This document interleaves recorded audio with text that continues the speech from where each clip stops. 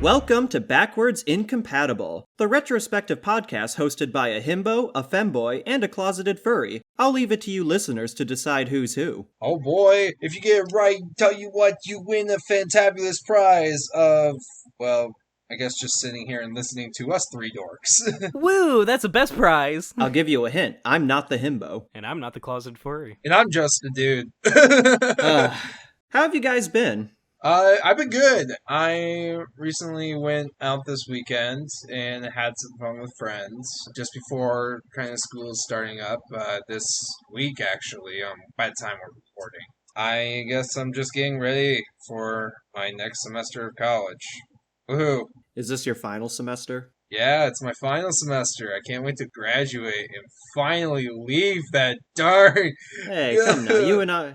student loans. You and I went to the same college. It was a pretty nice place. It is a nice place, but dadgummit, I'm tired of staying there. I need to go. I want to leave.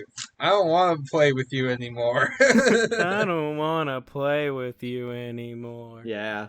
As for me, things have been pretty quiet for me, you know, it's, when we're recording this, it's the tail end of August, so we're in the final closing days of summer. I know some people consider September also a summer, and weather-wise, I'm one to agree, but for me, summer ends with the end of August. Yeah, I agree with you, because, like, September to me always felt like fall, even though the humidity of fall, when it first comes around, it's not. And also, like, of course, back when I was in school, starting the day after Labor Day, September was the end of your summer vacation. Man, I've been seeing so much back-to-school advertisements in stores whenever I go shopping, like at the grocery store or whatever, and I'm like, it's late July. Like, I was seeing all that weeks ago. When I was a kid, you didn't see any back-to-school stuff until, like, the last half of August. Mm-hmm. Yeah, I mean, apparently there's kids already in school now, going back in. When I was in school, it was the day after Labor Day. That's when we started, and now I'm just like, why is everyone starting so soon? And I remember those back to school sales and dreading them every time I saw them. I'm like, come on, I'm just trying to enjoy my summer. But now I see them like, ooh, cool, cheaper office supplies. It's like the moon in Majora's Mask. It's dawn of the final day. Wow. I mean, I'm torn, because on one hand, yes, education is important. Stay in school, kids, and don't become podcasters like us.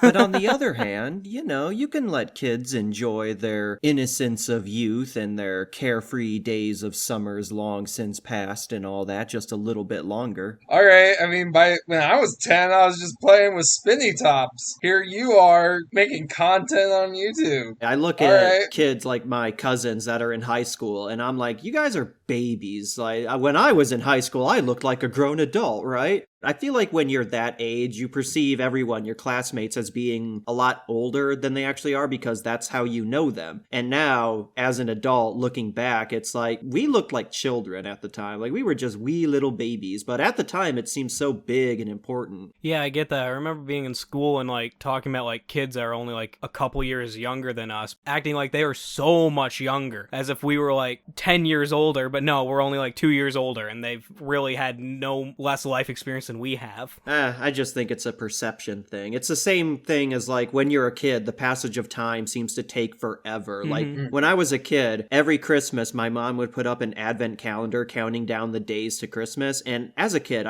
it felt like it took months to get to Christmas. I'm like, it's only December 12th? We still have, like, 3 months to go. And nowadays, I'm just like, oh, hey, it's already January. When that happen? I think that might be because back then we were so much more excited for it. And so, and of course, when you're really excited for something, it feels like it takes forever. And also, we didn't have much to do in terms of responsibilities. I think it has to do, part of it at least, has to do with novelty of experiences, kind of like what you're referring to, Zade. How when you're a kid, you're experiencing everything for the first time, or everything still has a sense of novelty and uniqueness to it. So now that we're much older, it's all much more mundane and normalized. We don't really feel that same way. All the Christmases of the last several years just kind of blur together. Yeah, I believe it's that, and also I've heard one other version of it where it's like, because as you're younger, each year is a more significant portion of your life. When you're 1 year old, that first year, that's 100% of your life. 2, that's 50% of your life, and I've heard that's kind of a thing with how the brain is. I've heard that too, but I don't know how much that claim is backed up by actual studies or science or whatever. It could be for all I know, but I don't know. It's one of those things that sounds true, but could very easily be disproven, or I don't know. I'm not a brain doctor. I don't study brains, so how do I know? I'm not a psychiatrist. All I know is that I believed in a jolly fat man for Christmas named Santa Claus. Now I know Santa Claus is Hideo Kojima. Interesting segue there. Speaking of fat men and perceptions of reality, Metal Gear Solid 2, Sons of Liberty. Whoo boy, this is gonna be a deep one, buckos. Buckos, huh? That's what you're going with? Deep one. Alright, Metal Gear Solid 2, released on November 21st, 2001 for the PlayStation 2. Developed and published by Konami, and directed by Hideo Kojima. 2001, Year of the Snake, what a coinkydink. Oh boy, well, I guess it makes sense to really play Solid Snake and Snake Year of the Snake.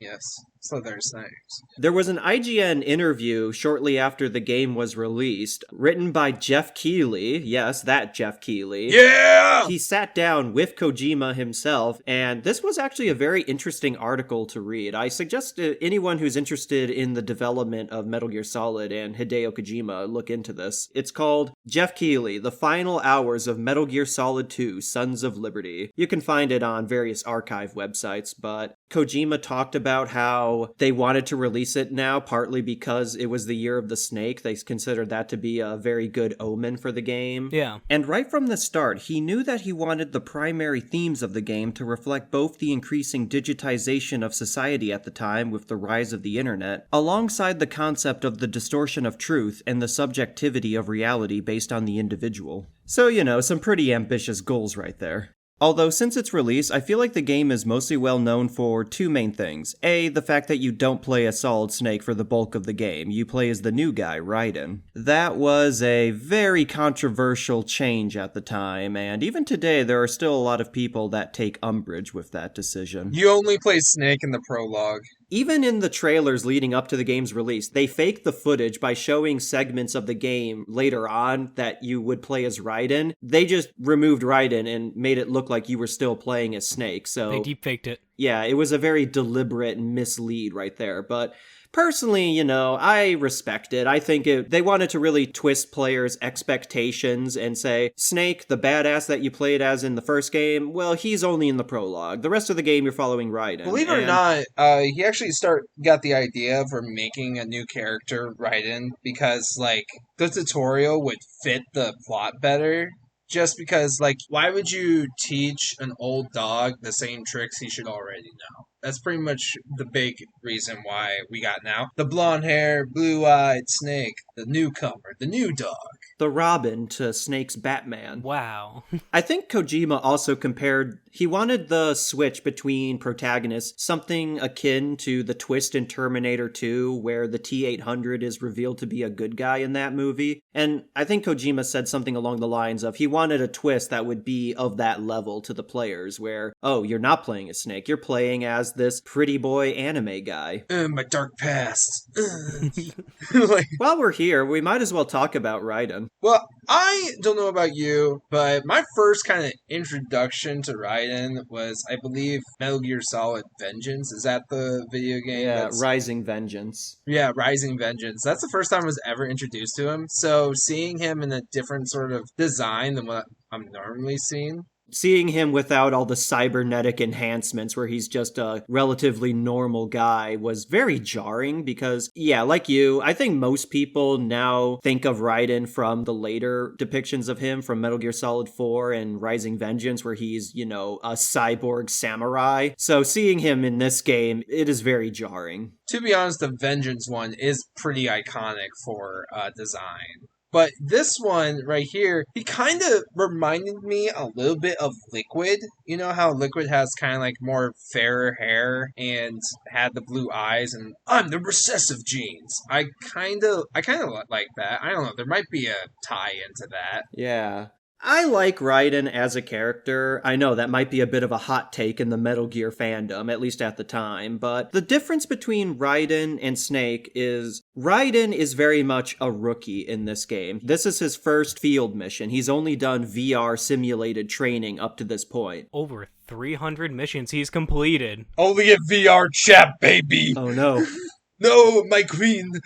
Also, I would like to ask a question. Did anyone else get Final Fantasy VII vibes from his character design in this game? Yeah. I can see a little bit of Cloud. I guess if you have to think of Final Fantasy protagonists, I see more Tidus in Raiden's design than anything. Well, I'm not saying like Cloud or like any of the characters. I'm just saying he fits into that kind of world. He fits into the world of Final Fantasy VII. It just feels like that with his whole character design and everything. It would make sense, especially with his suit. Doesn't Rose do a jab at him later when they revealed that it was all a simulation? She's like, I wonder if you would have preferred a fantasy setting instead. Yeah, they did do that. They had so much fun putting in stuff in this game. Oh, yeah. Going back to what I was saying earlier about the difference between Raiden and Snake is I look at Snake and Raiden as the old school action hero versus the new school modern action hero of the 2000s and onward, where Snake very much feels like a character that would have been in like an 80s action movie. Like Snake is your dad's action hero. You know what I mean? Yeah, I get that. Mm-hmm. And now it's time for the modern age. Yeah, Snake, he's a very analog, very gruff, gritty, veteran soldier kind of guy. Granted, he's not as much of an asshole as a lot of those actual protagonists were at the time. He has a bit more of a sensitive side, as the first game explored, but Raiden is very much more of the 21st century, He's a lot more tech-based. He's a younger, he's a more, I guess you could say, hip character, for better or worse. With his character's personality and stuff like that, they do convey very well that he is younger. He does feel much like a kid, a very young adult. Mm-hmm. Very arrogant. Yeah, and also of a completely different generation from Snake. Yeah, I do agree. Like, the writing in terms of, the old Snake teaching his ways to the next generation. Oh, wow, it's fitting into the theme of passing on cultures, history, etc. into the new generation, as you'll kind of get that message when you get to the end. Mm-hmm. The passing of knowledge. Yeah, the passing of knowledge. I was going to say, too, Raiden, like, sometimes his lines kind of reminded me of the Old Speed Racer. Like, okay, so, the Old Speed Racer, like, cartoon anime back in, like, 1960s? Don't come for me, people. I mean, it was made in Japan, and it was one of the first exposures to Japanese animation in the West. Right. So, I'm just saying that, how he was like, you gotta quit your crying right now. When he was, like, talking with EE, who is... we'll introduce these characters as they go on. I don't know, I just kind of got that vibe of Speed Racer talking to his girlfriend in a very rude manner, and I was kind of laughing at that. I don't know. There is something to be said about the depiction of women in the Metal Gear series. It's always been a personal criticism of mine towards it. Mm-hmm. I just feel like a lot of the female characters tend to be a bit damsel in distressy or lean too heavily on fan service. Quiet. Yeah. Now, granted, in the previous game, I didn't think Meryl and Sniper Wolf were too egregious in this regard, but there was still a sense of male gazeness to them in the way they were depicted to an extent. Mm-hmm. And then in this game, you have 4 main female characters. First off, you have Olga, who is the daughter of Colonel Gurlukovich, who for the bulk of the game serves as the leader of the Russian mercenaries. And actually, I felt like she wasn't like as sexualized after the bow. Like she was like in a mech armor and also in like armor clothes, and I'm like, that's appropriate. She had armpit hair. Yeah, so like, was that what it was?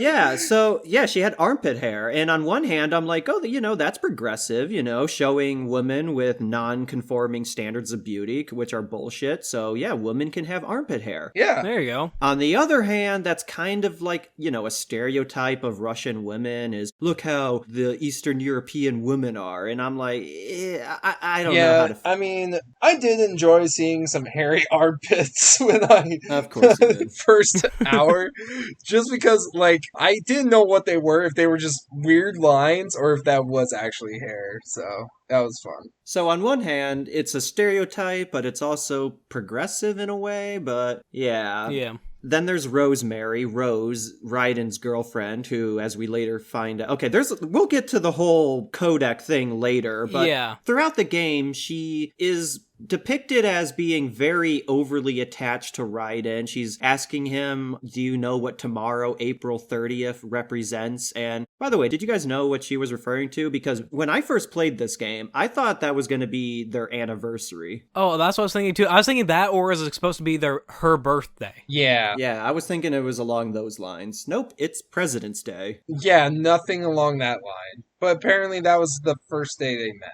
So in a way, an anniversary kind of thing. Yeah, in a way. She is presented as, a very clingy type of girlfriend, and it's later revealed that Raiden hits her because she says that was the first time you hit me. And it's that inclusion of first time that I'm raising an eyebrow at, of like, oh yeah, Raiden is implied to hit his girlfriend. Ooh, I forgot about that. Ooh, I don't really like this character kind of feel to it. I guess I must have missed that. Yeah, it's a very blink and you miss it mention that isn't really expanded upon. It's very much up to implication, but it is a very strong implication because... Well, damn, now I feel like a dickhead for laughing about that. Shit. I'm sorry. Again, we'll talk about Rose later because that might not even have been a real thing. Everything with Rose is followed up with a question mark because of what's revealed later in the game. So yeah, we'll talk about that later. But then there's Fortune, the third main female character. She's one of the Dead Cell terrorist members. Her whole thing is bullets and projectiles cannot hit her because, as it's later revealed, she has like a force field around her that diverts all bullets away from her. And she wants to die. Yeah, she's the daughter of the general that you see in the beginning of the game, the guy who's giving the speech in front of Metal Gear Ray. Yeah, and what I find interesting about her character and just the idea about her is her name Fortune, and they also mention her, like, she doesn't get hit because she's super lucky or something like that, and so it's like a mystical force. But then because of that, though, it's all kind of a oxymoron, if that's the right word to use, because she's unfortunate in her own mind because she does not want to live. She wants to be shot. She wants to die. She's also a lady, so you could call her Miss Fortune. Little Miss Fortune. And there was only one person who called her by a different name, and the name was Queen, and that was Vamp. Well, that's their names because Solidus is also referred to as King. It's a chess codename thing. Okay, like I didn't... Oh, okay, I didn't pick up on that. Vamp could also just be referring to them as king and queen in the modern slang text, like, yes, go off, king. That's what I was Slay, getting. queen. That's what I was getting at first. I was just like, all right. But the thing with Fortune is, A, she's wearing a one-piece suit, so that's very on the fan servicey side right there. Mm-hmm. But she is falling into that femme fatale thing, a very self-imposed one, because her whole thing is, I just want to die, but no one can kill me, so I'm just gonna kill everybody instead. I will say, though, her theme, that saxophone in the beginning of her theme, that is just, that is, kind of gave me some Cowboy Bebop vibes with that. Oh, yeah. Mm-hmm. That's some real jazz you got there, son. The thing that always confused me about Fortune in the fact that she doesn't know about the force field. Ocelot reveals it to her like, this device, this was what was preventing you from taking any damage. But I'm like, so she never took that off for I don't know how long? She never connected the dots that this device she has strapped to her side is what's causing bullets to reflect away from her? Yeah, and don't you need to charge it or something? Does that just have infinite power? It's like connected to an iPhone charger. Yeah. She's all I gotta plug it in at night. She has it, like, connected to her at all times. She has to stand at a wall. They took away my headphone jack. Is it waterproof? Did she just never bathe or shower while she was wearing it? I think she took a shower in her one-size swimsuit. How does that get you clean? You're being covered from actually being able to use the soap and water to clean yourself then. Yeah, it just really confused me that, like, she's been this way for years, that she's been cursed for her whole life, but I don't know, with the reveal that it was a force field strapped to her, she just never realized that? I don't know. Also, Ocelot says, oh, that's right, your heart is on the right, and it's never elaborated upon what that... There's some people who actually, their organs are switched. They should be on the left side and not the right side, but you wouldn't know that unless someone literally opened you up and looked inside. Doesn't that happen with, like, identical twins, too? I believe there is a higher occurrence in those who are twins. and even triplets. I know that identical twins, like, it's a common thing, like, a lot of things tend to be opposite. Like, you have a mole, the identical twin will have that mole, but on the opposite side mirroring their identical twin. There is a higher chance of that happening. It's not the case for every twin, of course, but I don't know the exact percentage. I just know it's more likely. Okay. Right. It just struck me as a very out of left field comment to make, and then it's never really brought up or mentioned ever again. Although, granted, she dies right soon after. And apparently she did have magic because Ocelot fires the missiles at her from Metal Gear Ray, but then she reflects them as well without the force field, or what? Was it a coincidence? Did they intentionally miss her? Or I don't know what was going on, but apparently A, it was a coincidence that all the missiles just happened to miss her, or B, she actually was cursed and they missed her because of that. It was just a very weird way for the character to go out. Yeah, I mean, there does feel like quite a few continuity issues throughout the game. I mean, it's not unprecedented. In the previous game, Psycho Mantis, I'm pretty sure, was just straight up psychic. Mm-hmm. Not to mention, in the later games, there are moments where you have to wonder if there is something genuinely supernatural going on, or if it's all just smoke and mirrors or whatnot. And it's just kind of weird. But also, I love how we're talking about the end points of the game when we haven't really talked much about the beginning too much. Let us go back to the beginning. 2 weeks ago. Yeah, the Hudson River, 2 years ago. This is right after the prologue, but I do think it's a quote that sums up not necessarily the thesis of the game, but it is a quote that does make you think about the final act of the game in a bit of a different light. It's a quote that the game attributes to the Smithsonian. It's paraphrased, but it goes something like this. Scientists had to make thousands of calculations to create the atomic bomb and determine its effects. Computers and atomic bombs, both products of World War II, grew up together. And that to me, like I said, I think that's kind of a secondary thesis of the game, at least with the whole concept of computers and AI, because when people think of the Cold War, they think of it as mostly an arms race or an espionage thing, building bigger missiles, bigger weapons, who can counteract the double agents of each other's nations, finding out national secrets and all that. But for decades, up until the 90s, after the Cold War ended, there was another sort of technological arms race that was happening that not many people discussed or focused on, and that was the development and progress of computers. Because the earliest forms of the internet began, I think, around World War II. It was a very basic military usage for it, but it wasn't until the 1980s when computer technology started becoming more into the public consciousness, and then in the 90s with the internet and everything. So it's just really interesting how throughout the Cold War, people weren't talking or focusing much on the advancement of computers because it wasn't really in the public eye for the most part. And it wasn't until the creation of the internet that suddenly this technology that's been here all along is now everywhere and has since defined the modern world. I mean, and it makes sense, though, because, like, with computers, there's not really much reason for the common person to use it without internet. Right. I know the reason is because,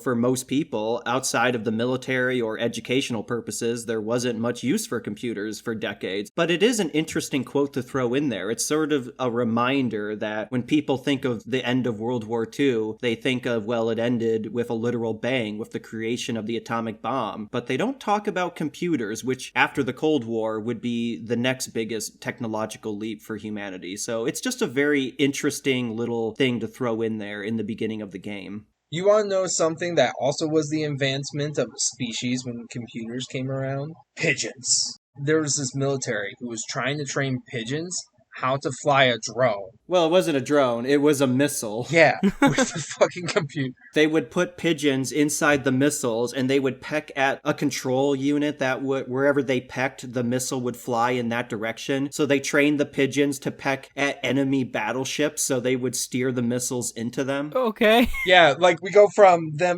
being, like, bred to be messengers and sometimes pets into missile drivers.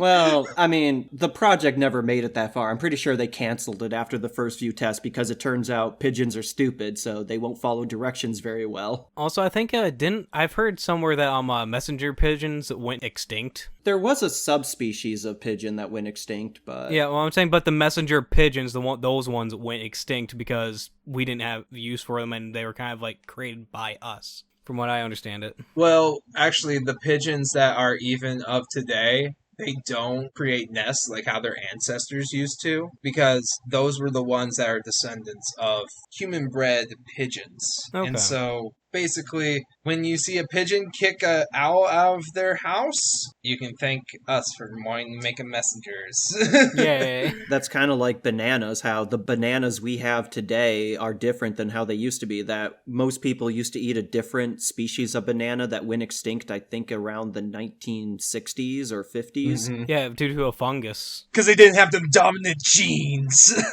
Which, from what I've heard too, is like what we know of like artificial banana that tastes nothing like banana was actually based around those original bananas. Yeah. Oh, really? And so that's why we don't think it tastes like a banana, because it does not taste like the ones we have today, because those bananas were extinct due to a fungus of what I believe it to be. Wow. I didn't know that. That's pretty cool. Random information you pick up. Anyway, so the Hudson River 2 years ago. Yeah. Okay, let's talk about those cutscenes, though, first. We are introduced to a bridge over the Hudson River, and we see our boy Solid Snake in a cloak, and it's raining. He has a face now. Woo. Yeah, he's not pixelated, looking like a eyeless man. The jump to PS2 graphical quality is very significant compared to the previous game. I agree. And I actually enjoyed the cutscenes a little more, just because, you can see the characters' expressions a little bit, even though sometimes their expressions were kind of goofy, but other than that, they were pretty cool. This is a really cool opening cinematic, though. We have Snake smoking a cigarette. He has a raincoat on. It's a rainy day in Manhattan. He's crossing over a bridge. Apologies to our New York listeners, but I'm not too familiar with which bridge is which. But anyway, there's a huge tanker ship passing under the bridge in the river. The USS Discovery. Get it? 2001, A Space Odyssey. Hal and John. Anyway, so Snake jumps down onto the ship wearing a stealth suit. He's completely invisible. There's electricity around him from the stealth suit short-circuiting. Smash Brother fans are going to recognize the pose he strikes. It's the same pose he makes in Smash when he's introduced. Kept you waiting, huh? And back to the codec. So, it seems like a little less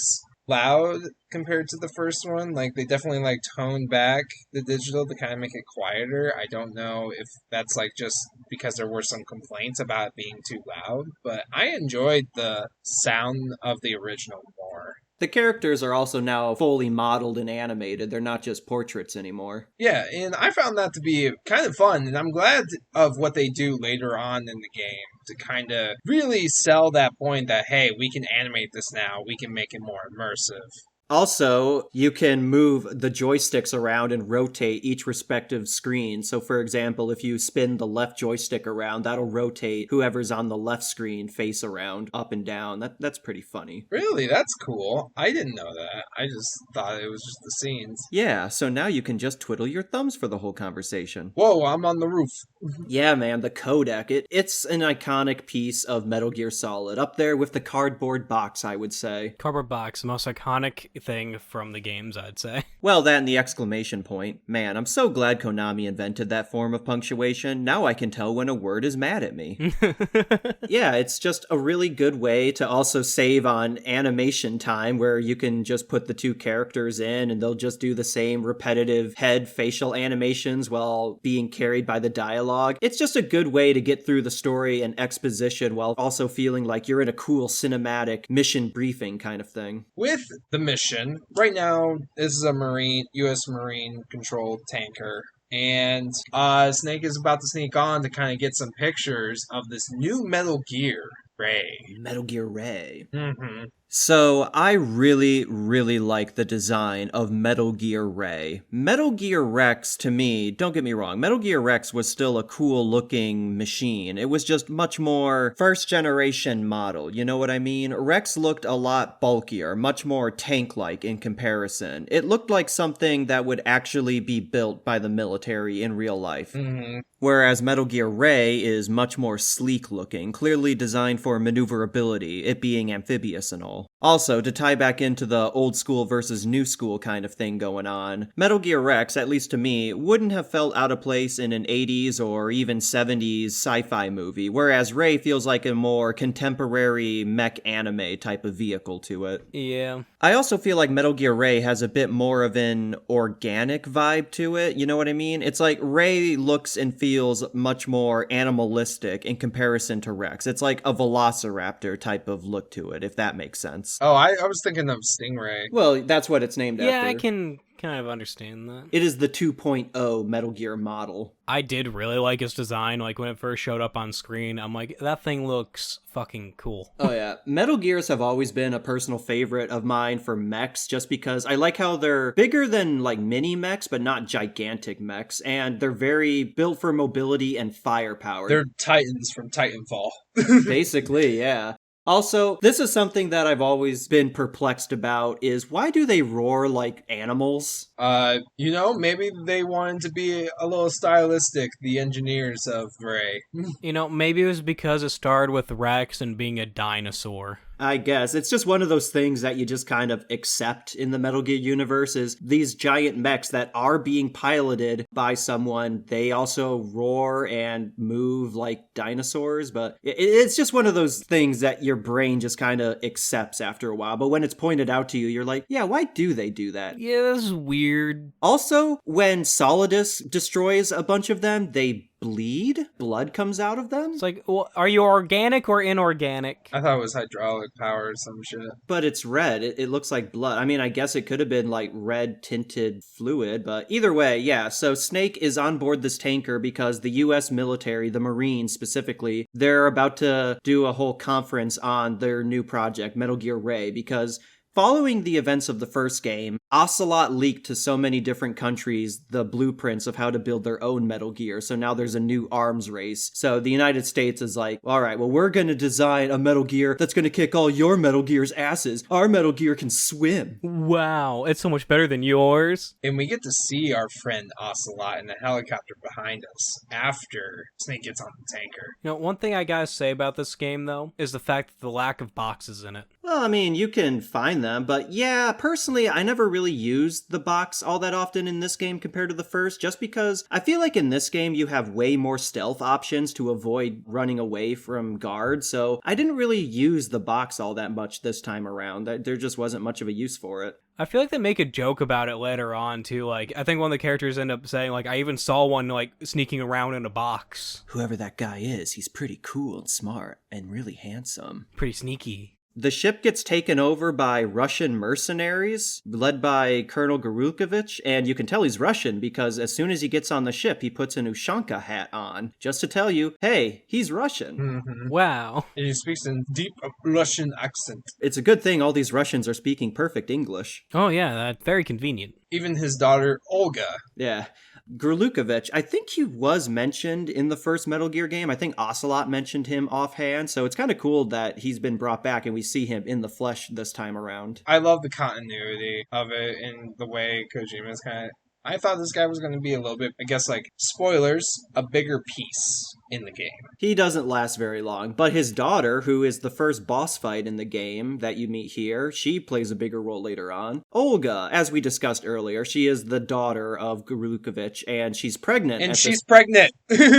Like, why the fuck is she on this mission? Well, you know. I mean, wasn't he constantly trying to get her to, like, leave or something like that, too? He was. He's like, this is a dangerous mission. You go home as soon as you get the chance. But, you know, she's wanting to prove herself. She can be just as much of a badass as her father is and all that. Then Snake shows up and has the first boss fight. And sorry, Olga, you are the tutorial boss. So Snake knocks her out with a tranquilizer. And that's that for the prologue with Olga. Yeah. This tanker mission, let's talk about it. I think this is a really cool condensed mini game. Like, this is a mini Metal Gear Solid game as a tutorial. Otacon explains the mechanics to you right at the start, and then you're basically given free reign for the next hour or so. Yeah, and like I kind of like the layout of the ship too. It's very nice, Yeah, and very I cool want to ship. say it definitely provides a lot of new things that you can do, and also new things that have been added. For example, the enemies, they can actually see your shadow. That's one of the new things. Oh yeah, there is a ton of little gameplay details in this. Like, for example, if you're spotted and a guard pulls out his walkie-talkie radio set to alert his comrades, you can shoot the radio and disable it, and he won't be able to call for reinforcements. Or you could walk through a puddle or something and leave wet footprints behind, and guards will notice that, like, hey, whose footprints are these? I think the first game had that as well. It's just that in this game, it's even more elaborate. Mm-hmm. Yeah, it's nice when games add like those kind of like little bits of details of things that can affect the gameplay, so there's other ways to do things. That was one of Kojima's goals with this game, is he really wanted to expand on the stealth options in this game. There's a lot you can do in this game to sneak around the ship. You can knock guards out and stuff their bodies into lockers. Mm-hmm. Just like your school bullies. A lot of Japanese posters in these U.S. Marine lockers, which, I mean, yeah, they're not wrong. Who knew that the Marines are weeaboos too? Hey, look, there's a Vulcan Raven figurine on the ship for some reason. Isn't that pretty cool? Yeah, I mean... There. Yeah, Snake turns a corner and you see what looks like a shadow of Vulcan Raven, one of the bosses from the previous game, down the hallway. But then it's revealed to just be a toy version of him with a flashlight behind it. But I do have to wonder, where did this come from? Who's making figurines of what's essentially a terrorist in this universe? I like to feel that Vulcan Raven actually is, like, his spirit is in that toy, and he just wanted to come and say hi to Snake.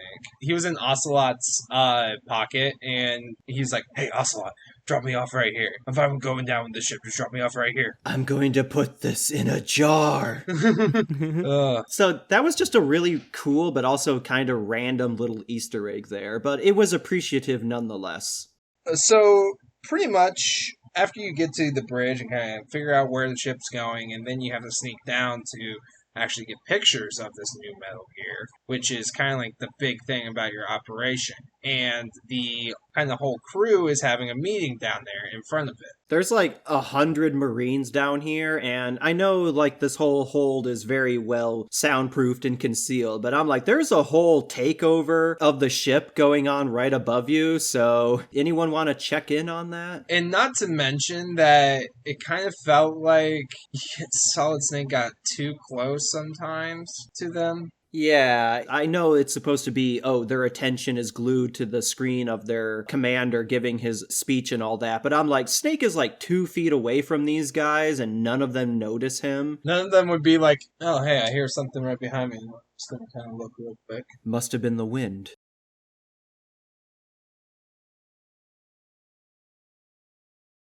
It is funny, though, that towards the end of the commander's speech, there is a fake out where he's like, enemy to the left, enemy to the right. And if you just happen to be in that place where they're looking in that brief second, you will be caught. I thought that was like a really cool way to mess with the players. Like, oh shit, did they spot me? Oh, no, okay. Yeah, and also, we get to see Snake's favorite hobby. Photography. Otacon even has his own little program for him. Yeah, I really like the Otacon pixel avatar thing. Wow. Yeah, it's fun. I like how supportive he is. He's like, looking good. That's a nice photo there, Snake. That's exactly what we needed. It says Marines. I found it to be kind of just fun, yeah. He just leaks a bunch of photos of Metal Gear Ray. I feel like nowadays, if that happened, everyone would just be like, fake news. That's just a poorly made Photoshop right there. That's just Shulk in a wig. Then after you take the pictures and you kind of get through, the Russians are now into the hangar. Oh boy, what's going to happen here? A lot of talking. Well, Ocelot shows up clapping his hands like, very impressive speech. Him and Grulukovich, they take the Marine commander hostage, and Ocelot pretty much betrays everybody here, including the Russian mercenaries. He's like, I was never on your side to begin with. Haha, fuck you. Yeah, he shoots both Grulukovich and the commander, I think. This is really cool. He throws the coat, his overcoat, so Grulukovich can't get a good shot on him. And in that brief second, kills Grulukovich as well as some of the mercenaries that were around them. It's just very cool. This Sam Elliott-looking guy just taking down a whole squad with one revolver. It was all cool and all, and he goes on a big speech about how he's going to take back the Metal Gear. But you might be thinking, hold on, wasn't Ocelot's right arm cut off by Gray Fox in the last game? How does he have another hand? Well, his good friend Liquid was there to help him out. Here you go, buddy. Yeah, nothing says good friends, like giving an arm. And, well, this arm comes with side effects, like Liquid trying to take over his mind. Mind control. This is one of those things that I'm always like, oh yeah, Ocelot is being possessed by Liquid through his right arm. Mm-hmm. At this point, pretty much just existing as, like, a parasite. Hello, brother. Okay, quick second. What the hell is Lali Lulelo? They mentioned that multiple times, so... Well, Lali Lulelo, that is the Patriots sort of, not password per se, but it's like that, you know, it's their code phrase. You say Lali Lulelo, that tips people off that, okay, you are familiar with the Patriots. So as President Johnson later on in the game explains, the Patriots are the Illuminati of the Metal Gear Solid world. They are 12 individuals who control everything. It's every conspiracy theory was right. There is, in fact, a council of very powerful individuals that determine everything, at least in the United States. I think they specify that they only control the United States government. Yeah. It's just strictly the US from what I understood, instead of being like a worldwide thing like the conspiracy theories of the actual Illuminati and stuff is. Right. And Ocelot is their go-to guy. He is one of their underlings. He's not working with the Russians, so he takes over Metal Gear Ray while being possessed by Liquid. I like how Liquid is just completely unhinged right now. I guess, you know, being reduced to an arm will do that to you. He's just going off the rails like, "You're going down, Snake, with this tanker!" Ocelot controls Ray, blows up the tanker with Snake in it, and I guess Snake drowns and Ocelot swims away while talking to the president. Snake! Well, Snake's dead. Yeah, you hear the famous line of just, Snake, Snake, Snake! So, after that prologue, it's now 2 years later, and we hear good old Colonel Campbell talking to who he calls Snake, but Snake doesn't sound like Snake. No, not at all. Mm-hmm. Who is this mysterious being? So let's talk about this. How did you guys feel about this whole twist? Snake is not the main character. It's Raiden. It was jarring for me. I was just a little bit confused. It didn't bother me, but I was like, okay. I was fine with it. I personally liked it. I mean, Snake, you kind of had him for his story, and I'm sure there are more stories to come. But people probably thought, like, this would be, like, the last one, and so when Raiden came out as being the main character, I can understand the backlash, but I still liked Raiden. I do like the way Campbell says Raiden. The way he stretches out that Rai part's like, Raiden. Raiden! I'm just going to call, little spoilers, his real name's Jack. So I'm just going to refer to him as Jack. That's just probably easier for me before I fuck up Raiden again. I mean, Raiden. You did it again. I mean, it's not really that much of a spoiler. They pretty much reveal that name, like, not that much further into the game. Like, as soon as Rose shows up. Yeah. Right.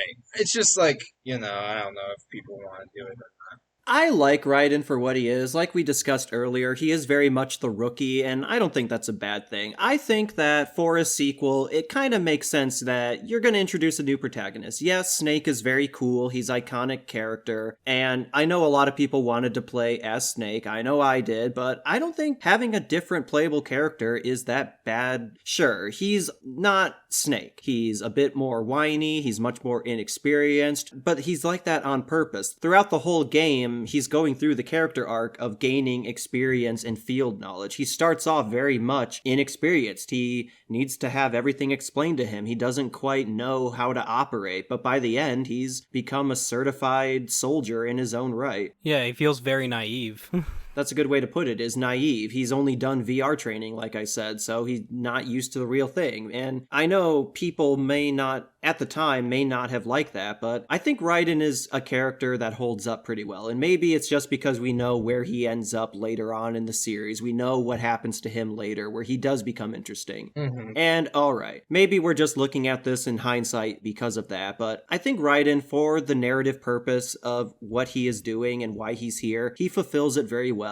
And I don't have that much of an issue with Raiden as a character. I can see why people call him very bland and uninteresting in comparison to Snake, but I just think for what he is, he's not that bad of a character, and he fulfills his role as needed. I don't think he's a poorly written character. I just don't like his character is the thing. I just don't like his personality and stuff. Yeah, don't get me wrong. I fully understand why a lot of people don't like Raiden, especially at the time when this game is the only one they had to go off of for his character. I'm not saying he's one of the most compelling or really fully sympathetic characters of all time or anything. Yeah. I guess I just get what Kojima was going for with him, so I don't have as much of a dislike towards him as other people seem to. Though it is confirmed he is a gamer after all. He does play VR. He's ranked Grandmaster of a VR server. What the fuck you say to me, you little bitch? I have you know I have over 300 confirmed VR missions and graduated at the top of my COD rank. I play COD!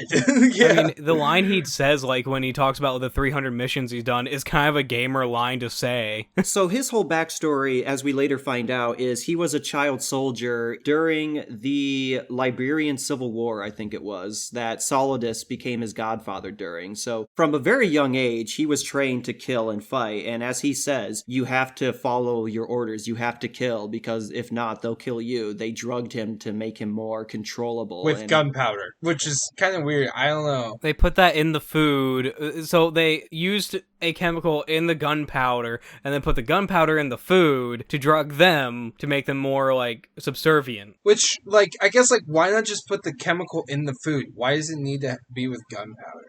Maybe that was a real thing. I'm not too familiar with the Liberian Civil War, so I can't attest to how accurate that is, or if that was just a thing made up. But either way, there was also the call out that they made us watch 1980s American action movies as propaganda, and yeah, you're kind of calling out the glorification of military stuff right there, so respect. Mm-hmm. Yeah. So Solidus is his godfather. That's a thing. That was an interesting thing, and then apparently, like, his memories are tampered with, and he doesn't even remember that.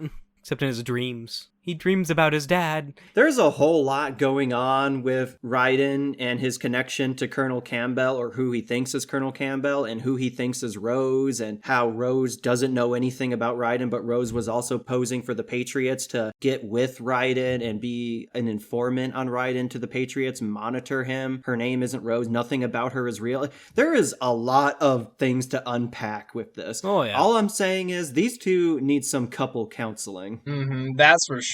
Kind of cringe to kind of hear some of that stuff. I mean, it's good that we talk about this uncomfortable stuff.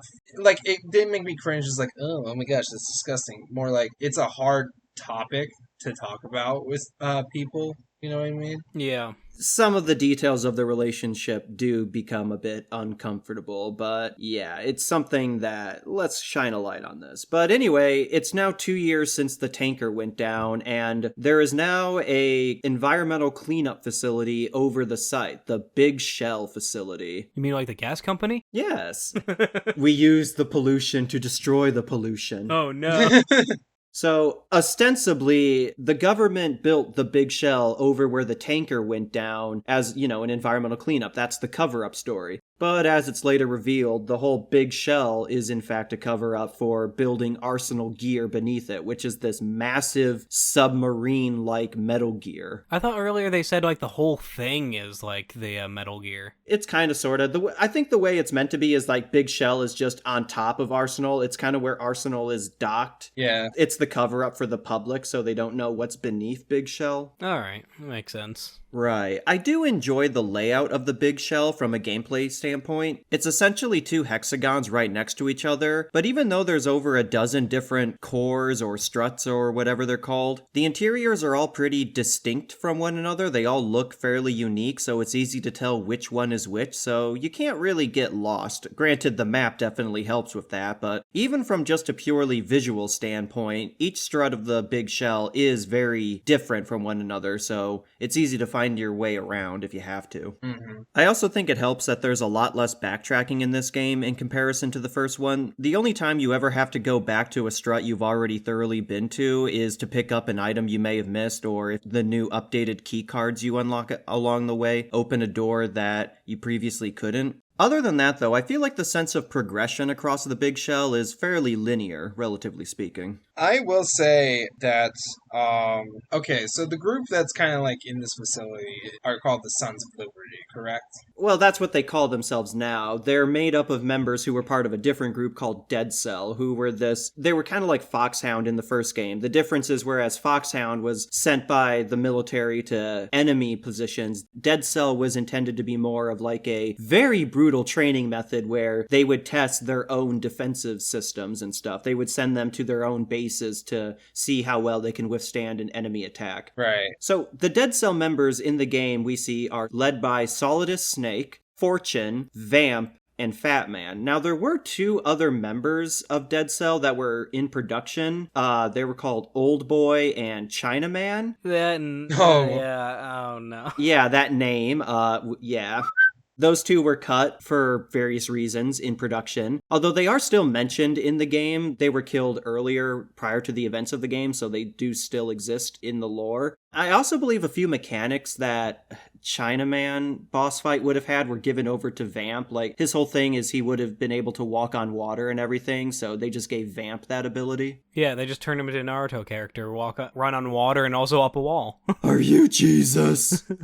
Well, I'm saying he also just runs up a wall too, so I'm like, okay, it's Naruto now. So, Raiden's mission is Dead Cell terrorists have taken over the Big Shell facility, and they've taken the President of the United States hostage. They're demanding $30 billion, or else they'll destroy the Big Shell, releasing all the toxins and pollutions into the Manhattan Bay and all that. Now, of course, as we later learn, that's all bullshit, and they actually plan to just launch a nuke into the air, causing an EMP wave that will disable Manhattan. Okay, so the actual plan, as we later find out, is Solidus was the former president during the events of the first game, and after the events of Shadow Moses, he was forced to resign. So he went rogue because he was working for the Patriots, who, as we said, are essentially the Illuminati. So Solidus has now gone rogue and wants to destroy the Patriots as vengeance and take over their position of authority. So in order to do that, he wants to turn Manhattan into outer heaven, which is what Big Boss in the previous games, that was Big Boss's own territory. And Solidus Snake is the 3rd member of the Les Enfants Terribles project that both Solid Snake and Liquid were a part of. So he is the 3rd pseudo-brother of Solid and Liquid. Solidus, because he's neither solid nor liquid. I'm glad you're here, Chase, because I would not understand a lick of this shit. Yeah, Metal Gear lore. It gets really weird. So basically, to sum it all up, Solidus is the distant 3rd brother of Solid Snake and Liquid, who has gone rogue against the Patriots and is trying to take over the Patriots as an act of vengeance. But as it's later revealed, the Patriots knew about this all along. That's what Ocelot's for. Ocelot was never really on Solidus's side. Solidus was being played the whole time. He just didn't realize it until the very end. Mm-hmm. But don't we also learn that at the beginning, before we learn anything, that there's someone on here that's taken Solid Snake's name? Yeah, that's Solidus. He's going by Solid Snake because the world thinks Solid Snake is dead. Yep. There's a lot of callbacks to the first Metal Gear Solid game. There's a lot of parallels very intentionally, as Ocelot later explains. And Vamp's entrance is very much meant to mimic Gray Fox's entrance, where you're walking down a hallway that's just covered in dead bodies and blood everywhere. And now we see Vamp. We haven't had a chance to talk about Vamp, so let's go ahead. Let's talk about this Phil Lamar voiced vampire Romanian guy. Oh, and how he confused me, the fact I'm like, oh, so there's vampires now. Cool. The way I interpret it is I don't think he's literally a vampire. He's just a guy with nanomachine abilities, and he just acts like... Nanomachines, son! Nanomachines. But I wasn't there a point where he's holding some up to the wall and I could have sworn they gave sound effects of him drinking the blood or something like that? Oh no, he definitely did that. He did drink blood. Why is this a thing? Why is this in here? He's just cosplaying as a vampire, I guess is the way. Okay, cool. He's one of those people. He's LARPing. Yeah, he's not like an actual Dracula from the undead type of thing. Although he does come back to life after getting shot in the head later on, but I think, again, that's the nanomachines. Nanomachines. He comes back later. Well, he does mention that he's I think when he first comes back, he says, I died before, I'm not dying again. I can't die again, or something like that. Again, there's a lot of things up to interpretation, but I will have to say, Phil Lamar voicing Vamp, he is doing a great job. Personally, I hear a lot of Samurai Jack in his voice, but what can you do? I know this is leaning into like anime logic here, but Vamp's whole thing is the reason he's able to dodge bullets and everything so well is not because of supernatural stuff. It's because he fully understands human muscles, so he's able to look at a person's hand and determine where they're about to fire the gun, and that's how he's able to dodge bullets. I just think that's a cool explanation. I know it's completely, video game anime bullshit, but for an explanation given, it is pretty cool. It kind of gives me the vibes of, again, like Naruto, like if you remember the battle where you originally have Itachi versus Might Guy, where he's like, just look at their feet and predict everything that they're going to do. Also, that weird dodge bullet thing he does where he's just kind of like doing a ballerina spin towards the enemy. That was weird. Vamp was probably like one of my favorite characters because he was so ridiculous.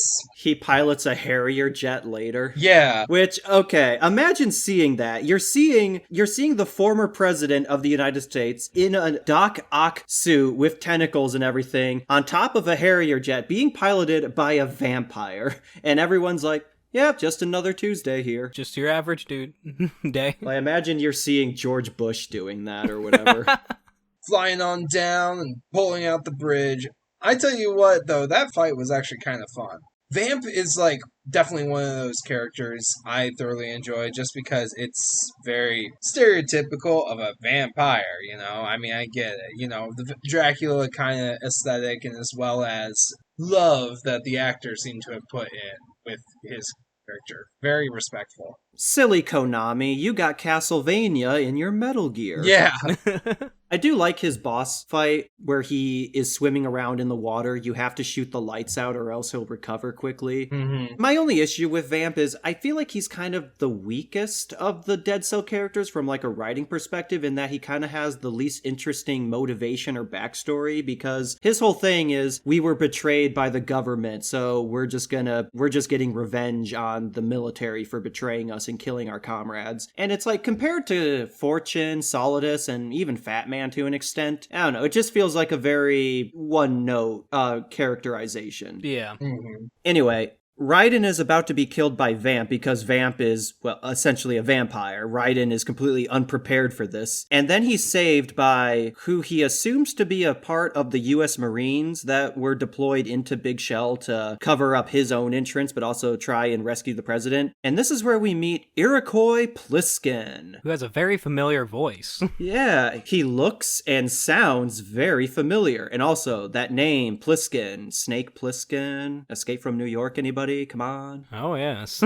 I actually didn't pick that up, but I really love the name choice. And I always love how I think they realized how ridiculous this name choice was, because when they look at Raiden, so when they first kind of meet, they introduce themselves, and when Raiden introduces his name, he's like, huh, that's a weird name.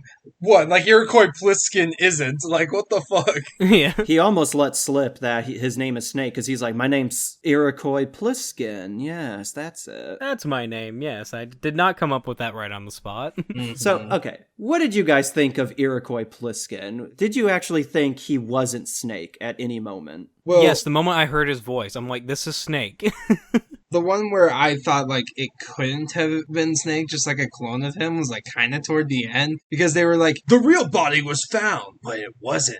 I feel like this is one of the most obvious attempts of the game kind of, sort of, trying to gaslight you, in that he looks and sounds and acts exactly like Snake, but the game is throwing everything it can at you to say, like, no, Solid Snake died 2 years ago. We have the DNA results. Now, of course, what tips you off is when they say, the corpse we got the DNA from was missing its right arm. Yeah, okay, so that was actually Liquid's body that they got the DNA from. Which they do explain later, saying it's like, it was matching DNA due to my old friend Liquid, I think he said. Yeah, so for me, when I first played this game, I was like 90% sure that was Snake. The only thing throwing me off is just how insistent a lot of the characters were that, like, no, Snake's dead. But, I mean, come on, it's pretty clear that's Snake. I mean, outside of Snake and the few people that knew that was Snake, everyone else was exposed to be convinced that he was dead, so it makes sense that everyone was, like, hammering in, like, yes, he's dead, because that's the point. Yeah. The only thing is, I don't think the game is genuinely trying to trick you that it's not Snake. I think it's more to be a twist from Raiden's perspective than from the players. Yeah. It's like, yeah, we know this is Snake, but let's just go along with it for the time being. Because almost immediately, everyone, like Peter Stillman, the bomb expert you meet shortly after, he's like, I'm pretty sure that guy's not actually in the Marines or the Navy or anything. Mm-hmm. So immediately you're casting doubt on him. But while we're here, we might as well talk about Fat Man and Peter Stillman. Peter Stillman's interesting character, to say the least. When I first met him, I thought he was going to be the sort of stereotypical, I guess, genius who doesn't have it anymore. He retired, but he's coming back in for one last fight against his student to kind of make things right. And that's kind of how they kind of play it up. It's like he had his, like, they explain his backstory, how, like, he had his one failure and retired, lost his leg, and now he's coming back because he's the only person who can stop his student because he knows his student very well. And turns out all of that was bullshit, because he faked it. He faked his leg. Yeah, he did it to literally make people feel bad about him, to be like a shield and stuff like that. Yeah, and it's just like, okay, I mean, I guess that's how it works. Yeah, that works. I guess the idea, like, he had is, like, he felt bad about it, and he was worried that he was gonna get, like, a bunch of flack or whatever if he came out unscathed, because he was unscathed. And so it's like, people are gonna more point fingers, because, like, you failed, this is your fault. Where if you lose your leg, people are more likely to take a lot more sympathy on you, so he went with that whole fake facade. Mm-hmm. It's just kind of like, I don't know, sometimes I feel like the writing is going one way, and I understand Hideo Kojima is trying to twist our expectations, like, haha, it was actually this. But sometimes it doesn't feel like that at all. It feels like he was going a direction, but then saw the direction didn't quite fit the story, and he already kind of has it halfway done. And so then he decided to do a 180 on the script, and that's why it's so convoluted throughout the entire story. And through, like, that next section of the game, too, is, like, just kind of diffusing the bomb stuff you have and it turns out these are, like, supposed to be, like, decoy bombs or whatever. And then, of course, sadly, he ends up sacrificing himself as one last thing, and by blowing up with one of the bombs or something like that. And you find his corpse underwater later. I do not remember that, but interesting. So after the bomb blew up, killing Stillman, that part of the big shell flooded. So when Raiden opens one of the doors into the chamber, there's Peter's body just floating around. That's very unnerving. Yeah. Peter Stillman is a very somber character. He's very much full of regret because he mentored Fat Man. Even at a young age, it was clearly this guy was unhinged, but Stillman saw him as a son. He saw a lot of, I guess, good in Fat Man, for lack of a better term, and taught him a lot of stuff about building explosives. And then Fat Man, as an adult, would become a major threat and terrorist because of that knowledge. So Stillman very much regrets his actions because of that and is trying to make up for it. And Fat Man being an interesting choice and name for being named after one of the nukes that was used on Japan in World War II. Yep. Mm-hmm. Yeah, there's a lot going on there, but Fat Man... We go in and we get ready for this. We go into a cutscene and we have our next boss battle of the game. And you just have Bomb Suit Fat Man rolling in on his rollerblades, sipping on a glass of red Get wine. up, come on, get down with the sickness. Open up your hate and let it flow into me. Oh, Lord. Like, this guy, I thought he was very comical. Big guy on roller skates, and he's supposed to be like this guy with bombs. Drinking his wine with a straw, and he has a very distinct New York accent. Yeah, it was just something else. Yeah, he's definitely a very silly kind of character, but also very threatening and intimidating because he's about to blow everyone up. So. Yeah. I do really enjoy his character, though. Like, he's probably one of my more favorite of, like, the bad guys just because of how ridiculous he is. He's definitely very mobile, and I will say he is a bit annoying to actually shoot in his boss fight just because of how fast he is, but he has to stop and catch his breath every now and then, so that gives you an opening. Or you could do what I do and just plant a bunch of C4 around the arena and hope that he runs over to it. The bombs to kill the bomb man. No, the bombs, they became my undoing, no! You'll never find this bomb.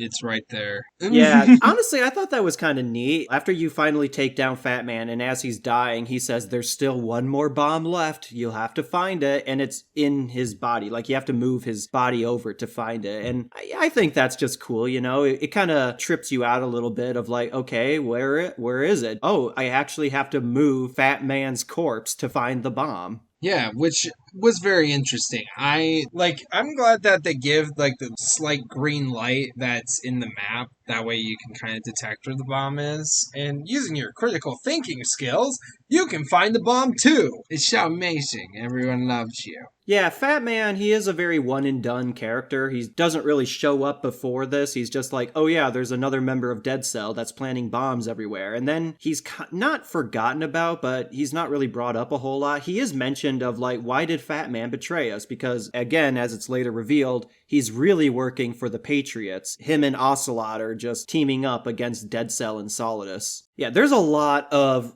layers to this storyline in this game that all gets kind of thrown at you very quickly. It's definitely like, okay, like I said before with the story writing, how it's kind of like just seems like he flip-flops a lot, Hideo. Sometimes he does get a little hasty in his storytelling. I think it's just because of production time. Like, I can attribute that to it, because, like, it's hard during development of this game, they very much had to go into crunch time in the closing months for this because they really wanted to avoid a delay. They didn't want to risk delaying this game any further, so the last several months of this game were very, very condensed for the developers, Kojima included. Yeah, I mean, it can be quite a bit to try and like reach certain time periods and stuff like that, deadlines, especially when you have like a huge fan base that's excited for a game and everything like that. I will say this about Kojima. He is a man with a vision. It's a very insane vision and very, to an extent, impractical, where he's doing a lot of stuff in his games where not a whole lot of people will want to put in their games. Like, why do we have to go through all this rigmarole? Why do we have to sit down for an hour-long cutscene of pure dialogue and exposition? But you know what? I respect him for it. Yeah. Kojima is a madman with a plan, and I admire him as a creator. He's definitely, like,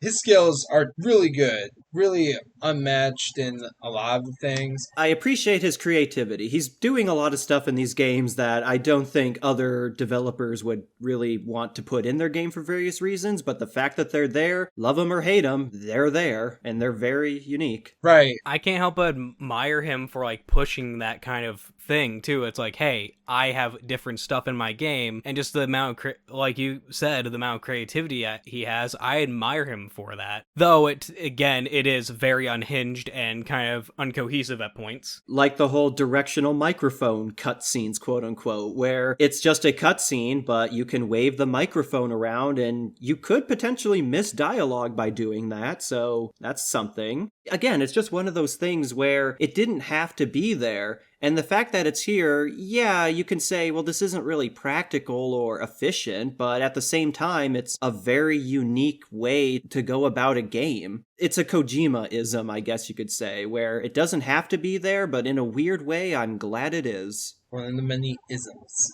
Yes. Speaking of that directional microphone, after you kill Fat Man, you have to go rescue the president, or rather his Secret Service agent, Ames. So you have to find the microphone and listen to the heartbeat of all the hostages in the Big Shell's core. Now, granted, it's very obvious who has a weird heartbeat, because Ames's whole thing is he has a pacemaker, so you're going to notice that immediately. But just going around holding this microphone up to people, all these hostages, and being like, are you Ames? No. Are you Ames now? How about you? That's okay, take your time. Disguising yourself as one of the Russian mercenaries, which is really cool. I always like when games have this, where you have to put on the enemy outfit and sneak around and they don't bother you because, you know, they think you're one of them. This is always a fun thing to do. I agree. It is very meticulous, though, because first off, you need the uniform, which is fairly easy to get, but then you have to equip the AK-74. Right, and I like that attention to detail. It's definitely great. Like you said, with Hideo Kojima, like, even though I do have some gripes about his writing, I also understand that this was still kind of early in his career, because he's gone on to make so many games. His career is longer than this, of course. He has had years to really shape his craft, and it shows. It's very detail oriented. Like I mentioned earlier, there are so many little details in this game. Like, you can slip on the seagull poop on the deck of the big shell. Like, if you're running too fast, you can trip and fall. If you try to do a cartwheel over a staircase, Raiden will fail and just collapse on the ground, and it's like, haha, funny moment. You also have to do the whole retinal scan to get into where the hostages are kept, but since Raiden can't fake that, you have to hold up one of the guards hostage and just slam his head against the retinal scanner. Exactly. Nothing really gets you workplace comp like getting your face smashed in. Oh yeah, we forgot to mention, it's around this point that you run into Mr. X. Yeah, it's totally different from Gray Fox. Yeah, okay, let's be real here. I thought it was Gray Fox, and I liked it. I liked that the ninja kind of vibe, ninja robot came back. Yeah, the cyborg ninja. So you meet someone who calls themselves Mr. X, and when you finally meet them in person, they're wearing the same suit that Gray Fox was wearing. I think it's slightly different. I think the face mask is a little different, but other than that, it's pretty much the same outfit. And they call themselves Mr. X. It's like how in the first game, Gray Fox called himself Deep Throat. So again, another deliberate parallel to the first game that was all orchestrated by the Patriots. Now, I have to ask you guys, were you able to tell who Mr. X was just based on the voice? Like, who did you think Mr. X was? I thought it was just a new voice for Mr. X. Like, I just thought it was Gray Fox again. But Gray Fox died at the end. I know he did, but I thought for some reason he somehow, like, survived, like how Snake did. Yeah, that's because, like, with the writing, how it's been, I was kind of expecting that. But I'm glad it wasn't. I mean, I'm glad that who it was definitely came back. I felt that the character would have definitely been wasted, because I thought it was just going to be like a couple of lines in the beginning and that's it. Yeah, I had no idea who it was going to be. No ideas at all. Well, the reason I bring it up is because maybe it's just because I've played through this game before, so I know that it was actually Olga wearing the suit. Mm-hmm. This time around, listening to Mr. X, I'm like, that is very much what sounds like a Russian accent that they're speaking with. So, again, maybe it's just hindsight. Since I already knew the twist, I knew to look out for that. But to me, I feel like the accent is kind of a giveaway that it could be Olga because she's the only one that really fits that description. Mm-hmm. So Mr. X/Olga is filling in the Gray Fox role from the first game. They're not really helping out Raiden, per se. They're just giving them instructions. Like, Mr. X is the one that tells Raiden where Ames is being kept. And then later on Arsenal Gear, Olga gives Raiden, to Snake. Olga gives the katana to Snake to give to Raiden. And oh man, if you've played Rising Vengeance, you know that katana is gonna go places with Raiden. It's like one of the most iconic things with Raiden. I want to say it's actually my favorite thing that I have in the Metal Gear Solid universe is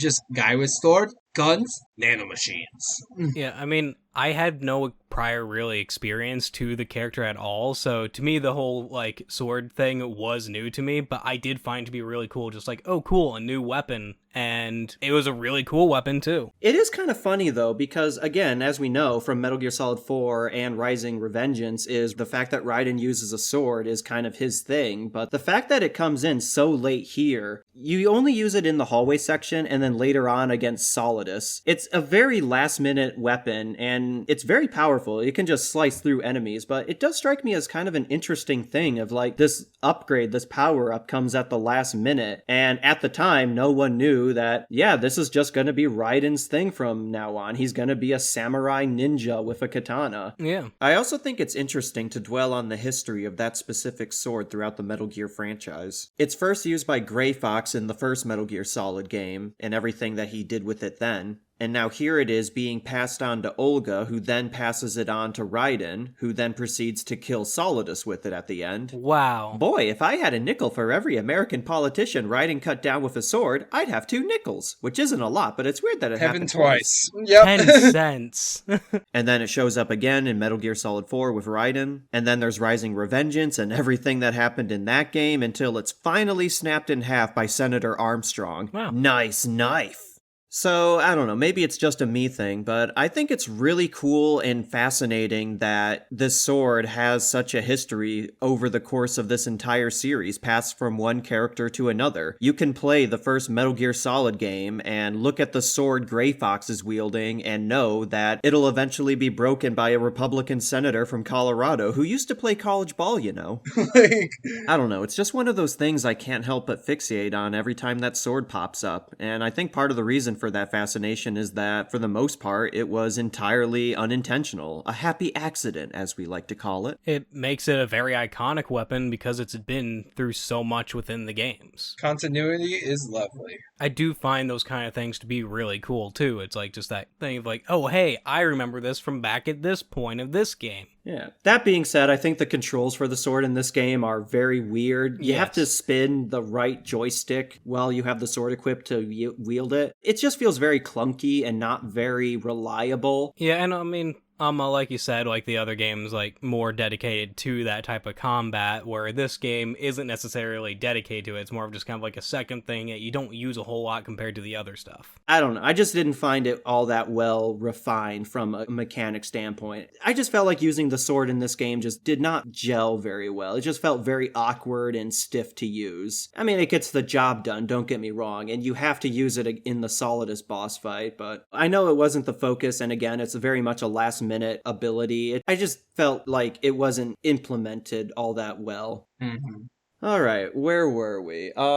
After you meet with Ames, he reveals to Raiden that President Johnson is being held on the second part of Big Shell. So you have to walk across this bridge. You have to shoot Semtex bombs that are planted all over the bridge, and it becomes a really cool search and destroy thing where you have to make sure you don't miss a single bomb. And a few of them are hidden in kind of fun places. There's one that's right behind you over the doorway that you just came from that you might not have thought to look. There's one that's on top of the little Cypher drone that's flying overhead. Didn't you also have to hit the bombs in like the right spot too? That was a cool little addition as well. So you have to cross the bridge, and this is where Solidus is fully revealed. I really like Solidus's suit with the mechanical tentacle things. It gave me a Doc Ock vibes just a little bit with it. It's like a half Doc Ock, half... Garrett, how would you describe Solidus's outfit? Doc Ock with a Buzz Lightyear kind of vibes given me. That's fair. Yeah, I guess he does have like that very military power suit thing going on. Plus the eye patch. As Ocelot points out, he's the splitting image of Big Boss himself with the eye patch. Mm-hmm. I gotta say, Colonel Sanders really fell on hard times after he got kicked out of the restaurant business. Ah, chicken. I mean, Solidus is always making a blazing entrance with his jet-propelled boots or whatever. He always has a trail of flames behind him when he shows up. Mm-hmm, that's true. Gotta be flashy. Then Iroquois Pliskin shows up in a helicopter being piloted by Otacon, and this is where Solidus finally reveals to us that, guys, I know you're not going to believe this, but it's revealed that Pliskin is in fact Solid Snake. No way! Oh my god! He played us like a goddamn fiddle! How dare you play me? I didn't like music, no! Not exactly the most shocking revelation here, but yeah, so, okay, cat's out of the bag, Pliskin is Solid Snake. And then Solidus hops on a jet that's being piloted by Vamp, and now, so you have to use the Stinger missile to shoot down the Harrier. You gotta keep track of where the jet's flying around. It's a very cool, high-octane boss fight, in my opinion. Yeah, I enjoyed it. I enjoyed its kind of spectacle it had going on. I think that was very interesting. I don't know, it felt like it would be kind of annoying trying to track that jet, especially when it goes behind the buildings that are on the opposite sides of the bridge. But other than that, I enjoyed that it was like man versus machine kind of thing. I feel like this boss fight really exemplifies what Metal Gear Solid 2 is to Metal Gear Solid 1. As we've been pointing out, there's been a ton of deliberate parallels to Metal Gear Solid 1. And that's entirely on purpose, because in the end it's revealed that this whole thing was meant to deliberately simulate and mimic the Shadow Moses incident from the first game. Mm-hmm. Right. I feel like this is kind of Kojima maybe calling out sequel syndrome in a lot of games where a lot of them just kind of repeat the same beats. I don't know if this is how it's meant to be interpreted, but this is how I kind of saw it, is like, oh yeah, there's a reason why so much of this game is identical to the first game. It's all a conspiracy. Yeah, I mean, it definitely is one massive conspiracy on the end to begin with, too. Especially as you learn further on as you go in with the Patriots and everything else. So eventually we kind of find the president that is like the current president that was actually appointed there by the Patriots. Patriots, like we said before, are the Illuminati. And the president kind of gives us an exponential dump. To get to where he's being kept, you have to blow up the security floor. And I'm just imagining he's being kept in that storage closet, essentially. And this little missile comes flying out of the air vent and blows up the wall next to him. I think most people would just shit themselves right then and there. It's just another Tuesday, bro. Oh. Get off. So President Johnson, he explains everything about the Patriots and the real reason behind Big Shell. It's all to cover up the creation of Arsenal Gear, the ultimate Metal Gear machine, which, as I said, is kind of like this amphibious giant submarine. It is massive. Yeah, and then on top of that, he also explains about how the fact that there is no actual elections. Everything is chosen by the Patriots. We said, like, that overarching Illuminati type figure. And apparently, Solidus Snake was the previous president before him. Right. It's just like a whole kind of like conspiracy within the conspiracy. You open up one gift and realize there's another box of gifts in there that you have to open to actually get to it. Yeah, just like those presents where it's like you open it up and then there's a box, and then there's another box, and then there's another box, and then there's another box. Just give me the damn money!